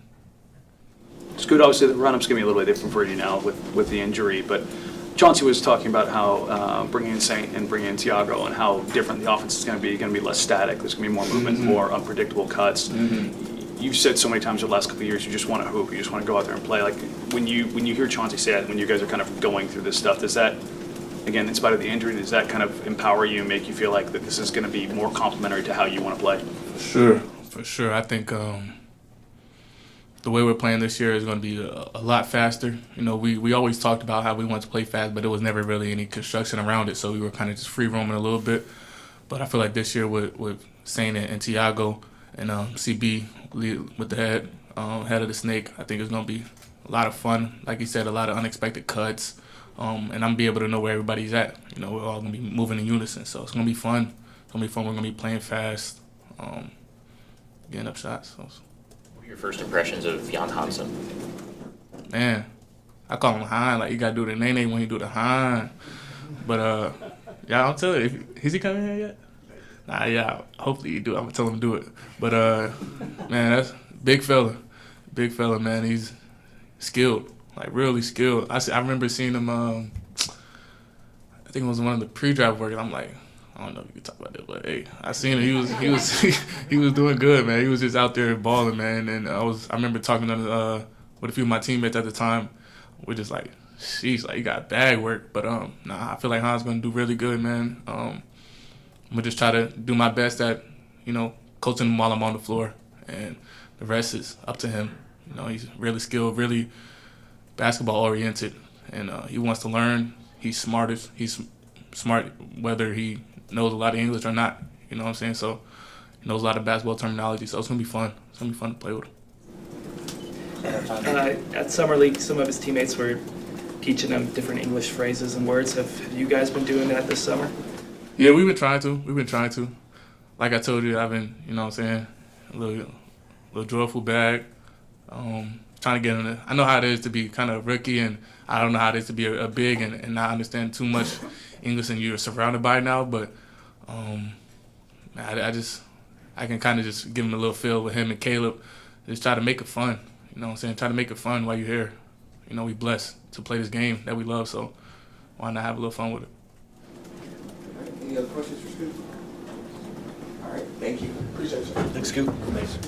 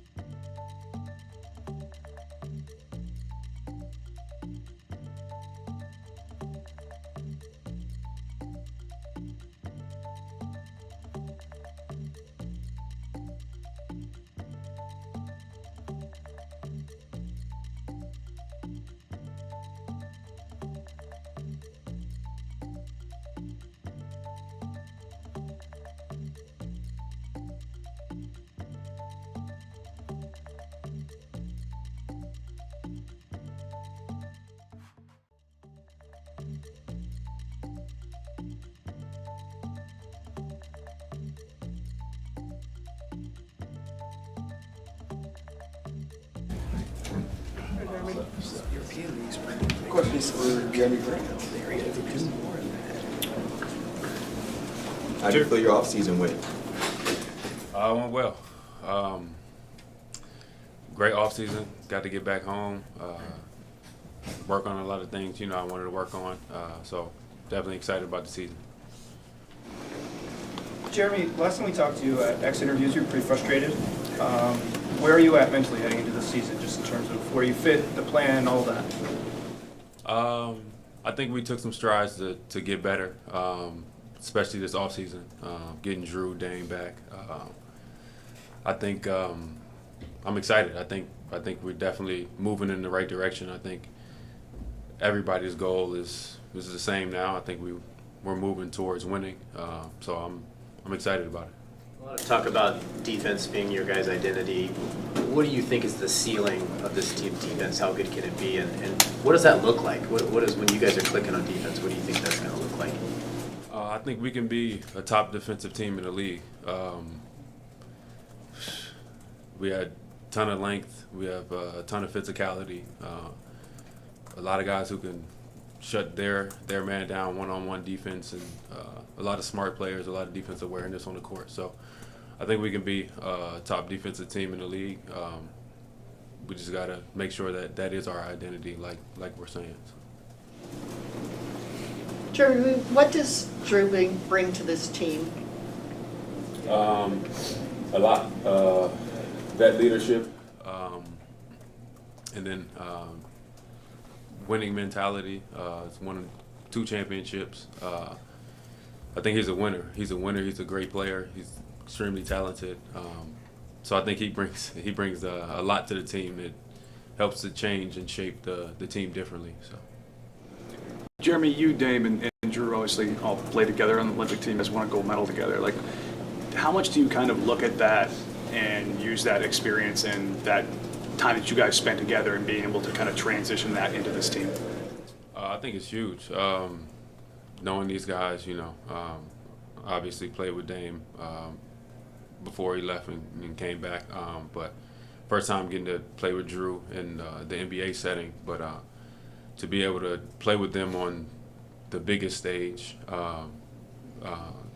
just allows for us to mesh, right? Like I got to talk to Dame when I was out there, and Jrue a lot also when I was out there. So those were a few of the guys that I actually, you know, got to build a relationship with. So excited to be able to be here and try to translate whatever we can from winning a gold medal together.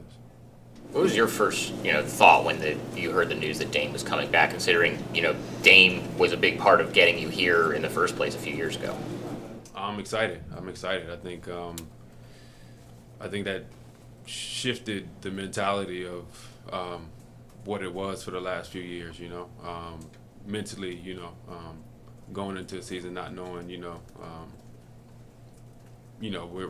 whether we wanted to win or lose or whatever.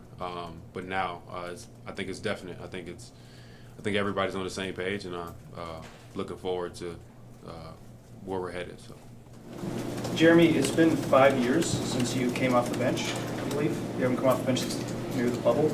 Have you considered a role where you would have to not start games here, or is that not something you've thought about? No, I don't really expect that. Do you feel like there's room for you, Tamani, Denny, all as part of the starting lineup together? Yeah, I think we all are versatile. I think we all can play multiple positions. Yeah, I do.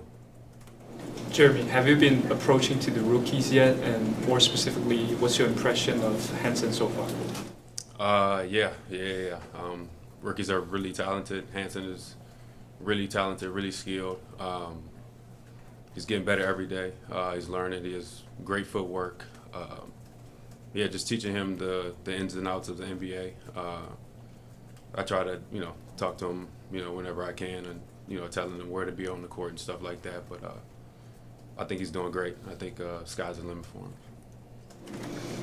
Jerami, last year you had some frustration with just kind of where you fit in the offense. You were a guy that kind of worked in the mid post and kind of shifted more analytically towards threes and shots at the rim.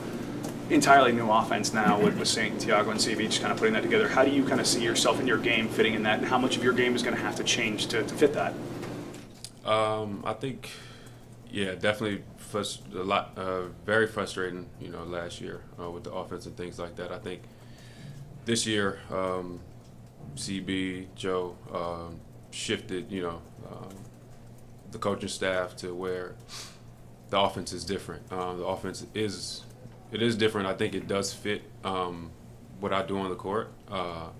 It's definitely an open offense to where it's a lot of driving kicks and swings and motion offense. It's a bit random, but also at the same time, there's a structure to it. I think it fits. I think it fits my style of play. I think there will be a lot more open shots, a lot more driving opportunities. It won't be anybody standing in one spot, anybody standing in the corner. So I'm excited for it. You've spoken about that frustration a little bit. Just after you left your exit interview last year, did you think you would be back here again this year? Probably not. I definitely didn't, but I'm happy that I'm here right now. The way the team is structured and everything, the changes that were made, I think it's beneficial for me and for our team. So. All right. Thank you, everyone. Thanks,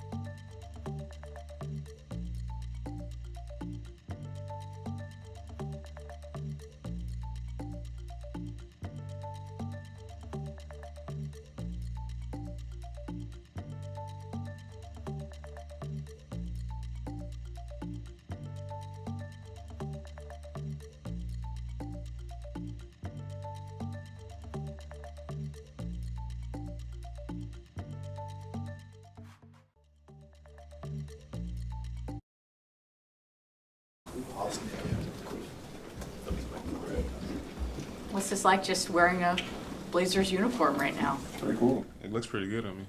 I'm not gonna lie to you. Number 5 is different, but feels good. Why that number? There weren't many options. There's really no tie to the number 5 for me. So. Jrue, when the trade was first agreed to, there were some draft picks in the trade that ended up getting taken out when it was finalized, and they said we heard that it was because of medical stuff. Are you all good medically, physically? Oh yeah, I'm great. I'm good to go. Yeah. Did you have a sense at the end of last year that things were going to change in Boston and that you might be in this situation where you're on another team? Definitely had a sense, just new management, contract situation, money situation. I think everybody kind of knew that there's going to be some changes. And once those changes came, they made it known to us that things possibly could happen. So it was known. I'm sure you probably weren't surprised when you were traded, but how surprised were you when you found out you were traded here? Yeah, I was actually really excited because of the relationship that I just built from the first time I was traded with Chauncey and Joe. Them being so great to me and gracious, sending me to a spot where I got a chance to win, and them circling back and coming to get me is kind of full circle. What did you spent a lot of time out in LA this summer with Scoot. There was some of that on YouTube that a lot of people have seen. What did you see from him, and kind of what are your impressions of him kind of working with him on a pretty consistent basis? I love his work ethic. He is a gym rat. That's one of the biggest things I think for me, because I was the same way. I'm a little older now, but I think just to see him in the gym, dedicated to his craft, learning new things, asking me questions, asking CJ questions that we work out with, But not only that, you see him in open runs, you see him working out, waking up at 5. You can see the dedication to him getting better, and that's something that I love. And then just getting to know him as a person. He's hilarious. He's funny, obviously a bit younger than me, so getting the chance to get to know him on that level has been cool. Jrue, what are your thoughts about what this team can do from a defensive perspective? Obviously, you're a fantastic offensive player. I think the roster, they've been trying to address that part of the ball more. Can you just speak what you've seen so far in this team and where you guys might be able to go defensively? Yeah, defensively, I think we'll have a good chance of being really, really good. You've already seen last year in 2. You've seen it in a lot of these guys. We got Jerami, we got Scoot, we got guys that can pick up full court, we got guys that can play 1 through 5. We got rim protection in Hanson and Rob and DC. So I think defensively we're going to be really, really good. Very athletic, be able to switch at times, do different type of things that can throw some teams off. But the athleticism and the defensive mindedness is there. Jrue, the first time in many years recently, the first time the team actually brought a player who had a championship experience. What are the things that you're trying to bring to this team, and what were your expectation of the team at overall success when you're seeing all those young talent here? Yeah, I just think I try to bring that mentality of coming in and working every day. I do think that it is consistency. I feel like it's obviously very, very hard to win a championship, but and winning's hard in this league, especially here in the Western Conference. So to bring some consistency, I think is very, very important. And then my expectation is to win games, to see what that's like. Obviously, I know when you have seasons of not doing so well, it can sometimes get discouraging, but we want to stay positive. We want to be very, very encouraging and win games.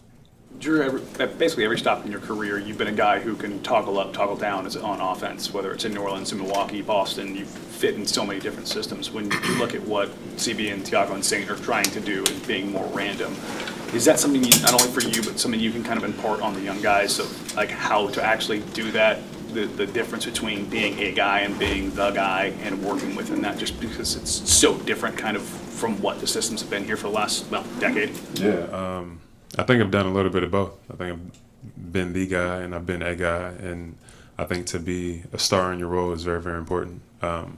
So that's something that I do definitely bring, and something that I will teach, or even just by actions, because again, for me, it's all about winning and whatever it takes. So I don't want to say fit into the mold, but being the best I can in my role is something that's very, very important, and to be able to do it with the offense that we have.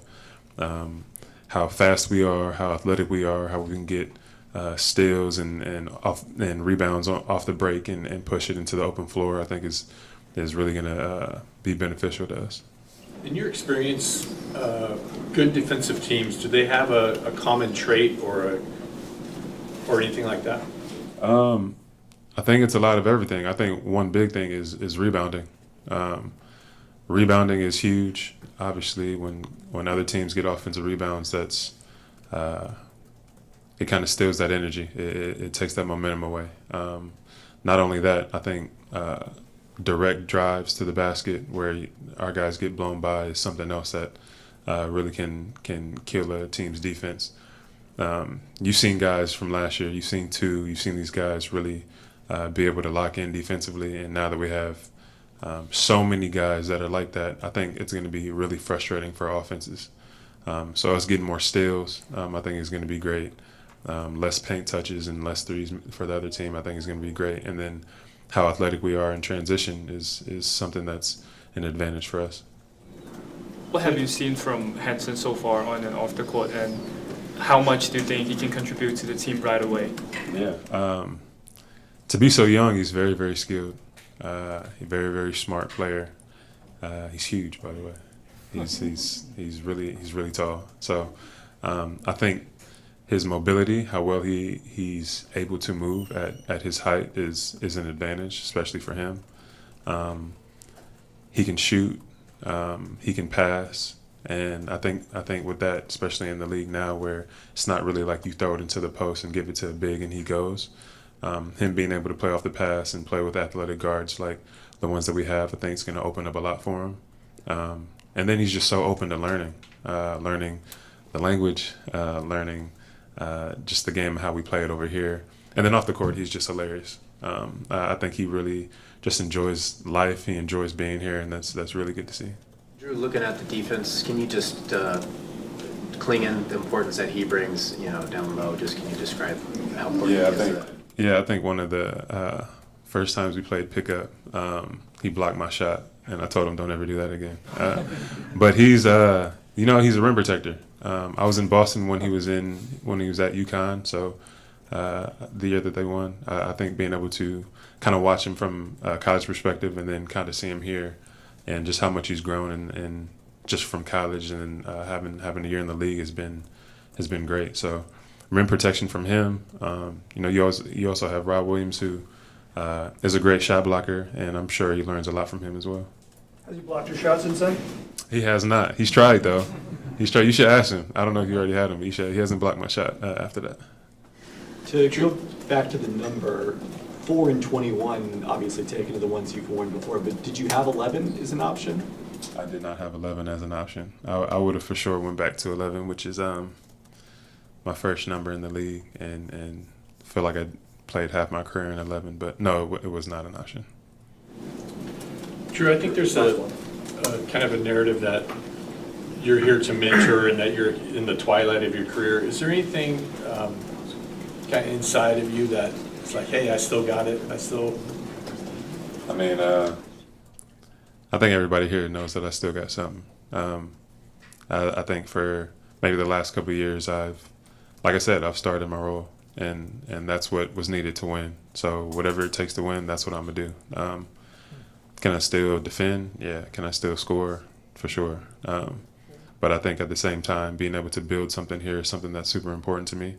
Building a culture, winning culture, and then showing that even though I'm 35, I still got a lot left in me. It is something that I'll show. Thank you. Thanks, Jrue.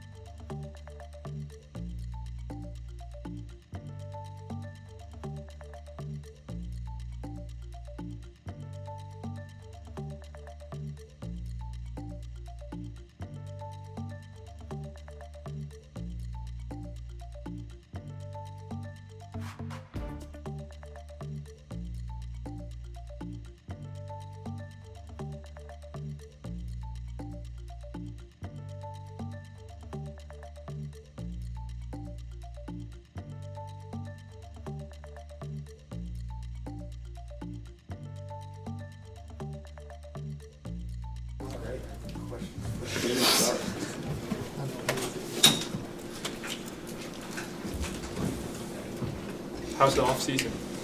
How's the off season? Off season's been treating me well. Just putting in work. I'm more excited for the season to come though.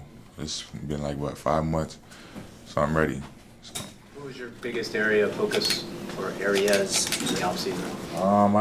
I'd say my all around game, but really focus on just shooting the three, more fluent.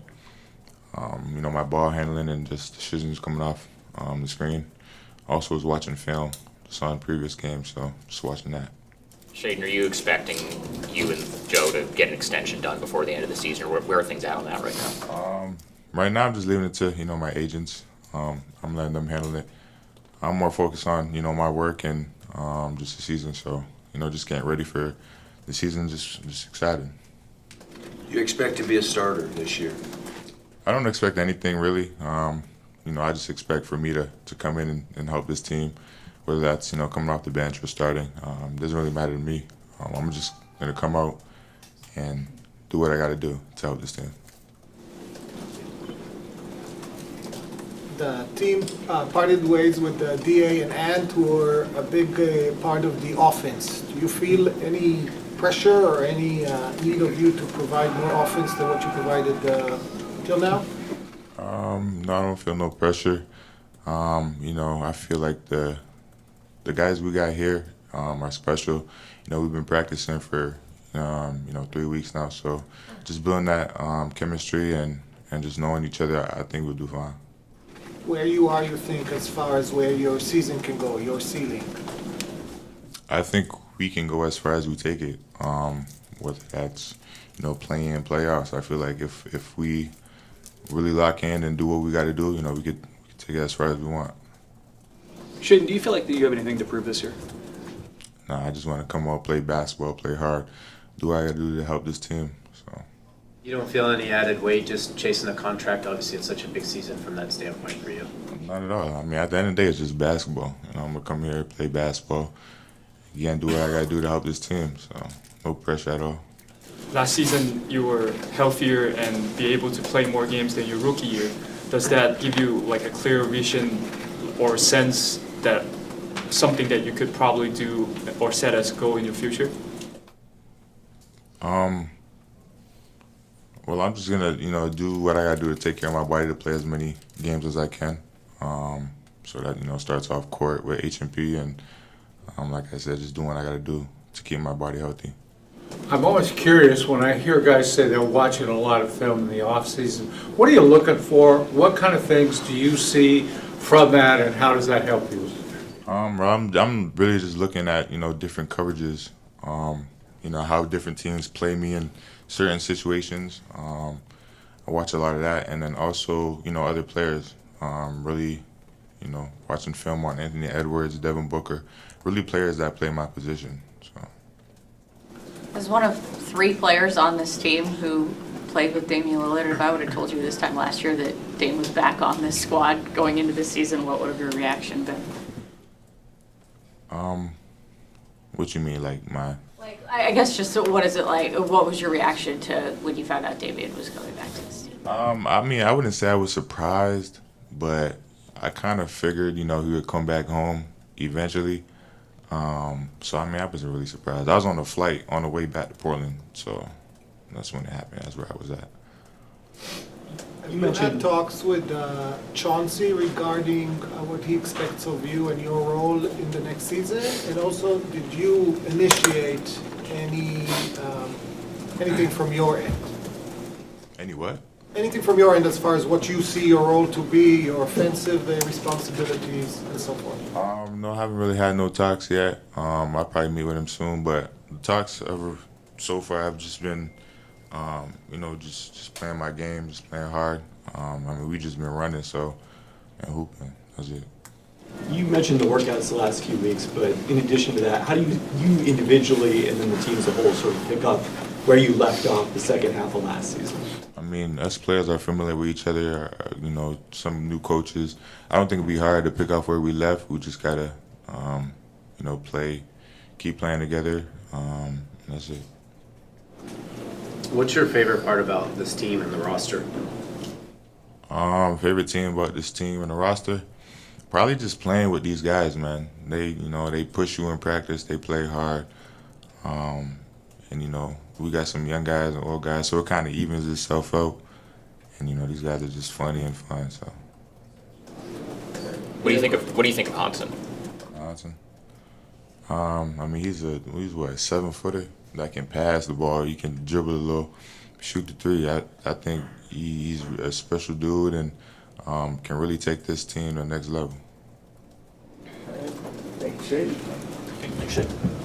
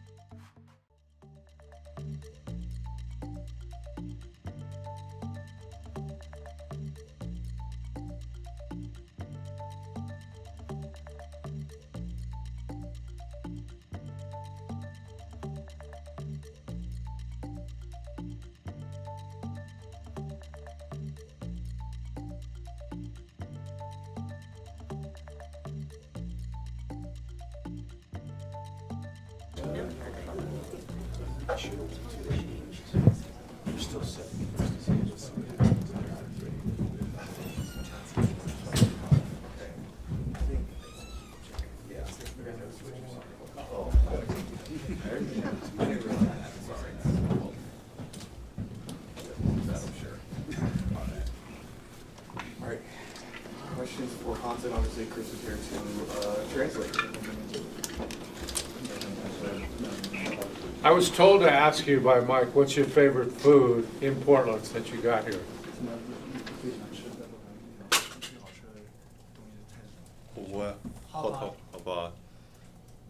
Hot pot.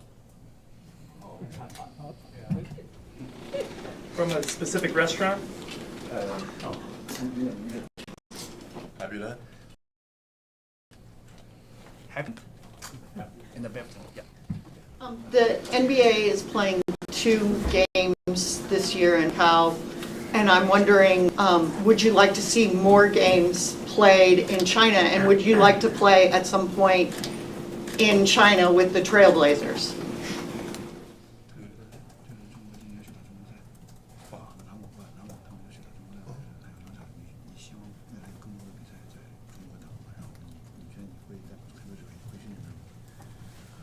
嗯，我觉得就是这个以后可以带着就是球队能够回国的话，这也是对于我一份荣耀。然后就是我觉得就是能够在家乡父老面前去展示自己，然后去就是在这么高的平台上，然后开拓成这么好的球队，然后去能够就是在展示自己是个非常开心的事情。无论是回国还是在这，都是非常美妙的事情。You know, like I want to say, firstly, like play as a Blazers, like it's a wonderful thing for me, and I wish that I can take all the players and the management and coaches to China for sure in the future, and just like either way, like play in China for sure. I wish more games in China, and in China or in States, both for me works because like I love this team, I love here, so that works for me perfectly. I just wish that in the future we can head into. I can take my and then also play in front of all my homies. That was so like most of the proudest thing for me. Yeah. Hansen, what was behind your decision not to play for the national team this summer at Asia Cup? 他觉得能不能透露一点细节，就是你今年没有去参加洲杯，透露一些相关的细节，有没有说背后的故事？就是自己去年打了1年 CBA， 然后就是打完联赛以后，就是收拾行李就来到了美国，然后准备就是选秀，然后跟着克朗驰在洛杉矶训练。你先说。I finished my CBA season last year, and I just stayed there for 1 week, and I packed all my stuff heading to LA with Clunch together do the pre-draft workout. 然后一直在连续试训了27天14个球队，差不多，然后试训了14支球队，然后然后再加上完事以后接着跟着波特兰打系列赛，完事一直中间没有歇，然后国家队就是觉得太长时间没休了，怕出伤病，然后让休息，就决定。I went to 14 teams in 27 days. After that, I flew to different city, and also after that, I went to Portland for the summer league. And in this period, I never get off. So from national team for their side, they thought just maybe give me rest is the better choice to keep away from the injury and make me ready for the new season. 然后能够帮助准备下个赛季，然后另外一个也是预防伤病，然后领导决定。They just had me Henderson better. Just don't go with this. Get a couple of days rest and be ready for the new season. Are you planning or hoping to play for the national team later on in your career, like at Olympics or FIBA World Cup or some of the bigger stuff like that? 希望代表国家队中国队能重返奥运会，包括能去世界杯闯一闯。我觉得这个是作为运动员最引以为傲的事情，就是能够站上奥运会的舞台。你先说。If I can help the China national team back to the Olympic, that would be the biggest honor for me. 就是自己不能说能够做的多么完美多么啥的，就是尽自己所能去干好每件事情，然后希望自己能够为国家队更多出一份力。I can't say I'm a perfect player, but I will do everything I can do for the national team to bring them back. Hansen, what have you been working on since the end of Summer League here in Portland, and how is the process of getting to know your teammates going?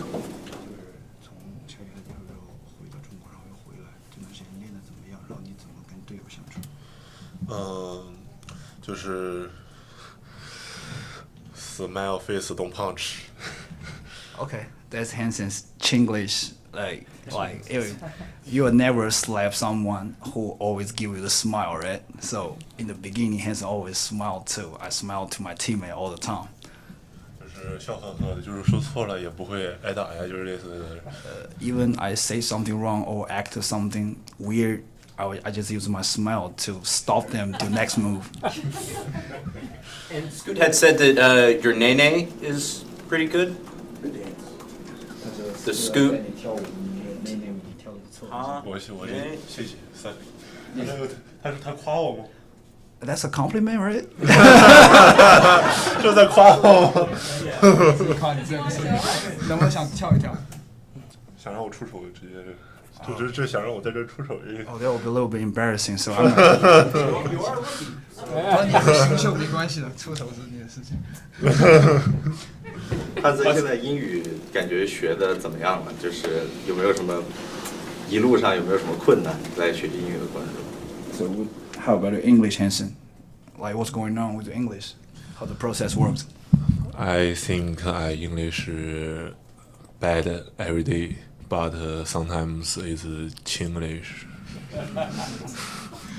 What do you like about passing, and where did you learn that art?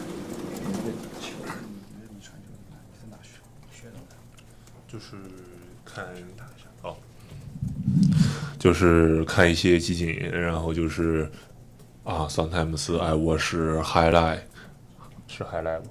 然后 after 去想，稍微想想，然后看能不能在比赛里边去运用上。I will try to rewind that in my brain, so maybe on the bed. So once maybe any moment I can use it, I try to imagine the situation, scenario, so I can maybe in that moment coming to me, I can use it right away. 然后刚才哥哥说的，我的传球怎么样？我觉得一般般，失误也挺多的。I got a lot of turnovers too. Talk about turnovers more maybe. Just the limited time you've been able to play with your teammates just over the last few weeks, what's been the biggest adjustment, and what do you think will be the biggest adjustment moving into the season?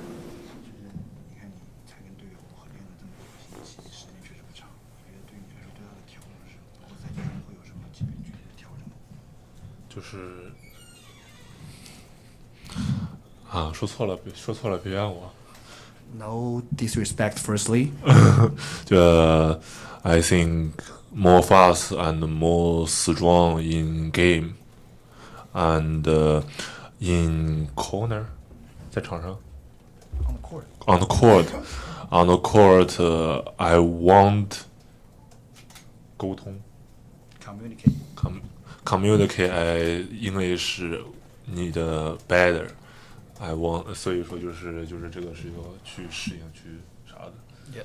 I just try to work on my body, be faster and be more physical, and try to communicate with my teammates more by English.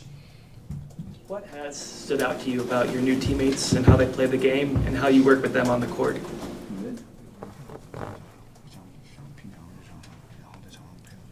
就是跟随大哥们的想法。I try to follow all the events, see what they're doing, and try to cooperate with them together. Follow 我的 OG 们。Well, a third of the league are international players, but there hasn't been a player coming out of China who's a huge market in many, many years.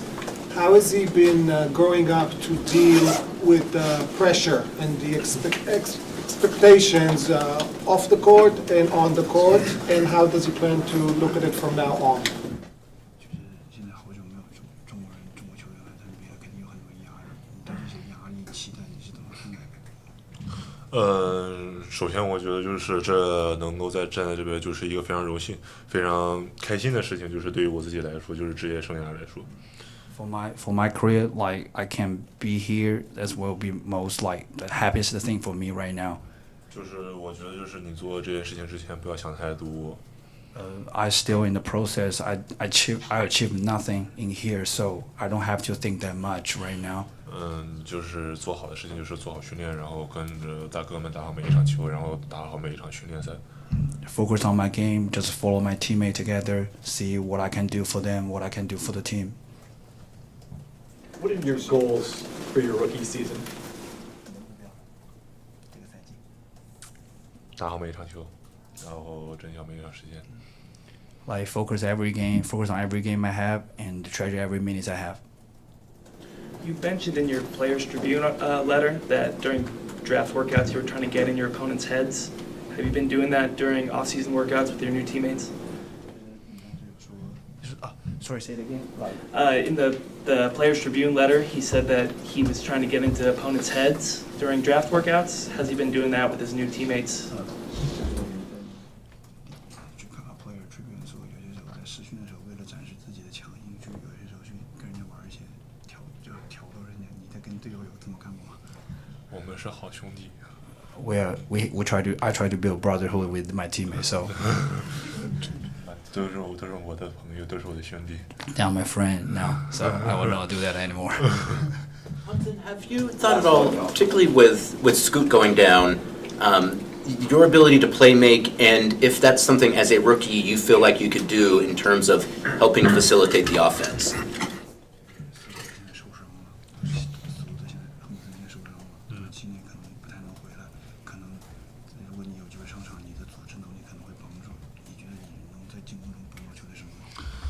我觉得就是不能在这儿说，就是能够帮助到什么，就是尽自己所能去干好自己每件事情，然后传好自己每次球，然后抢好每次篮板，就是为球队贡献一份力量。I can't say I can help the team often that much. I just try to make every pass right and grab every rebound in front of me and see what else I can do for the team. All right. Thank you very much. Thank you, Hansen. Thank you.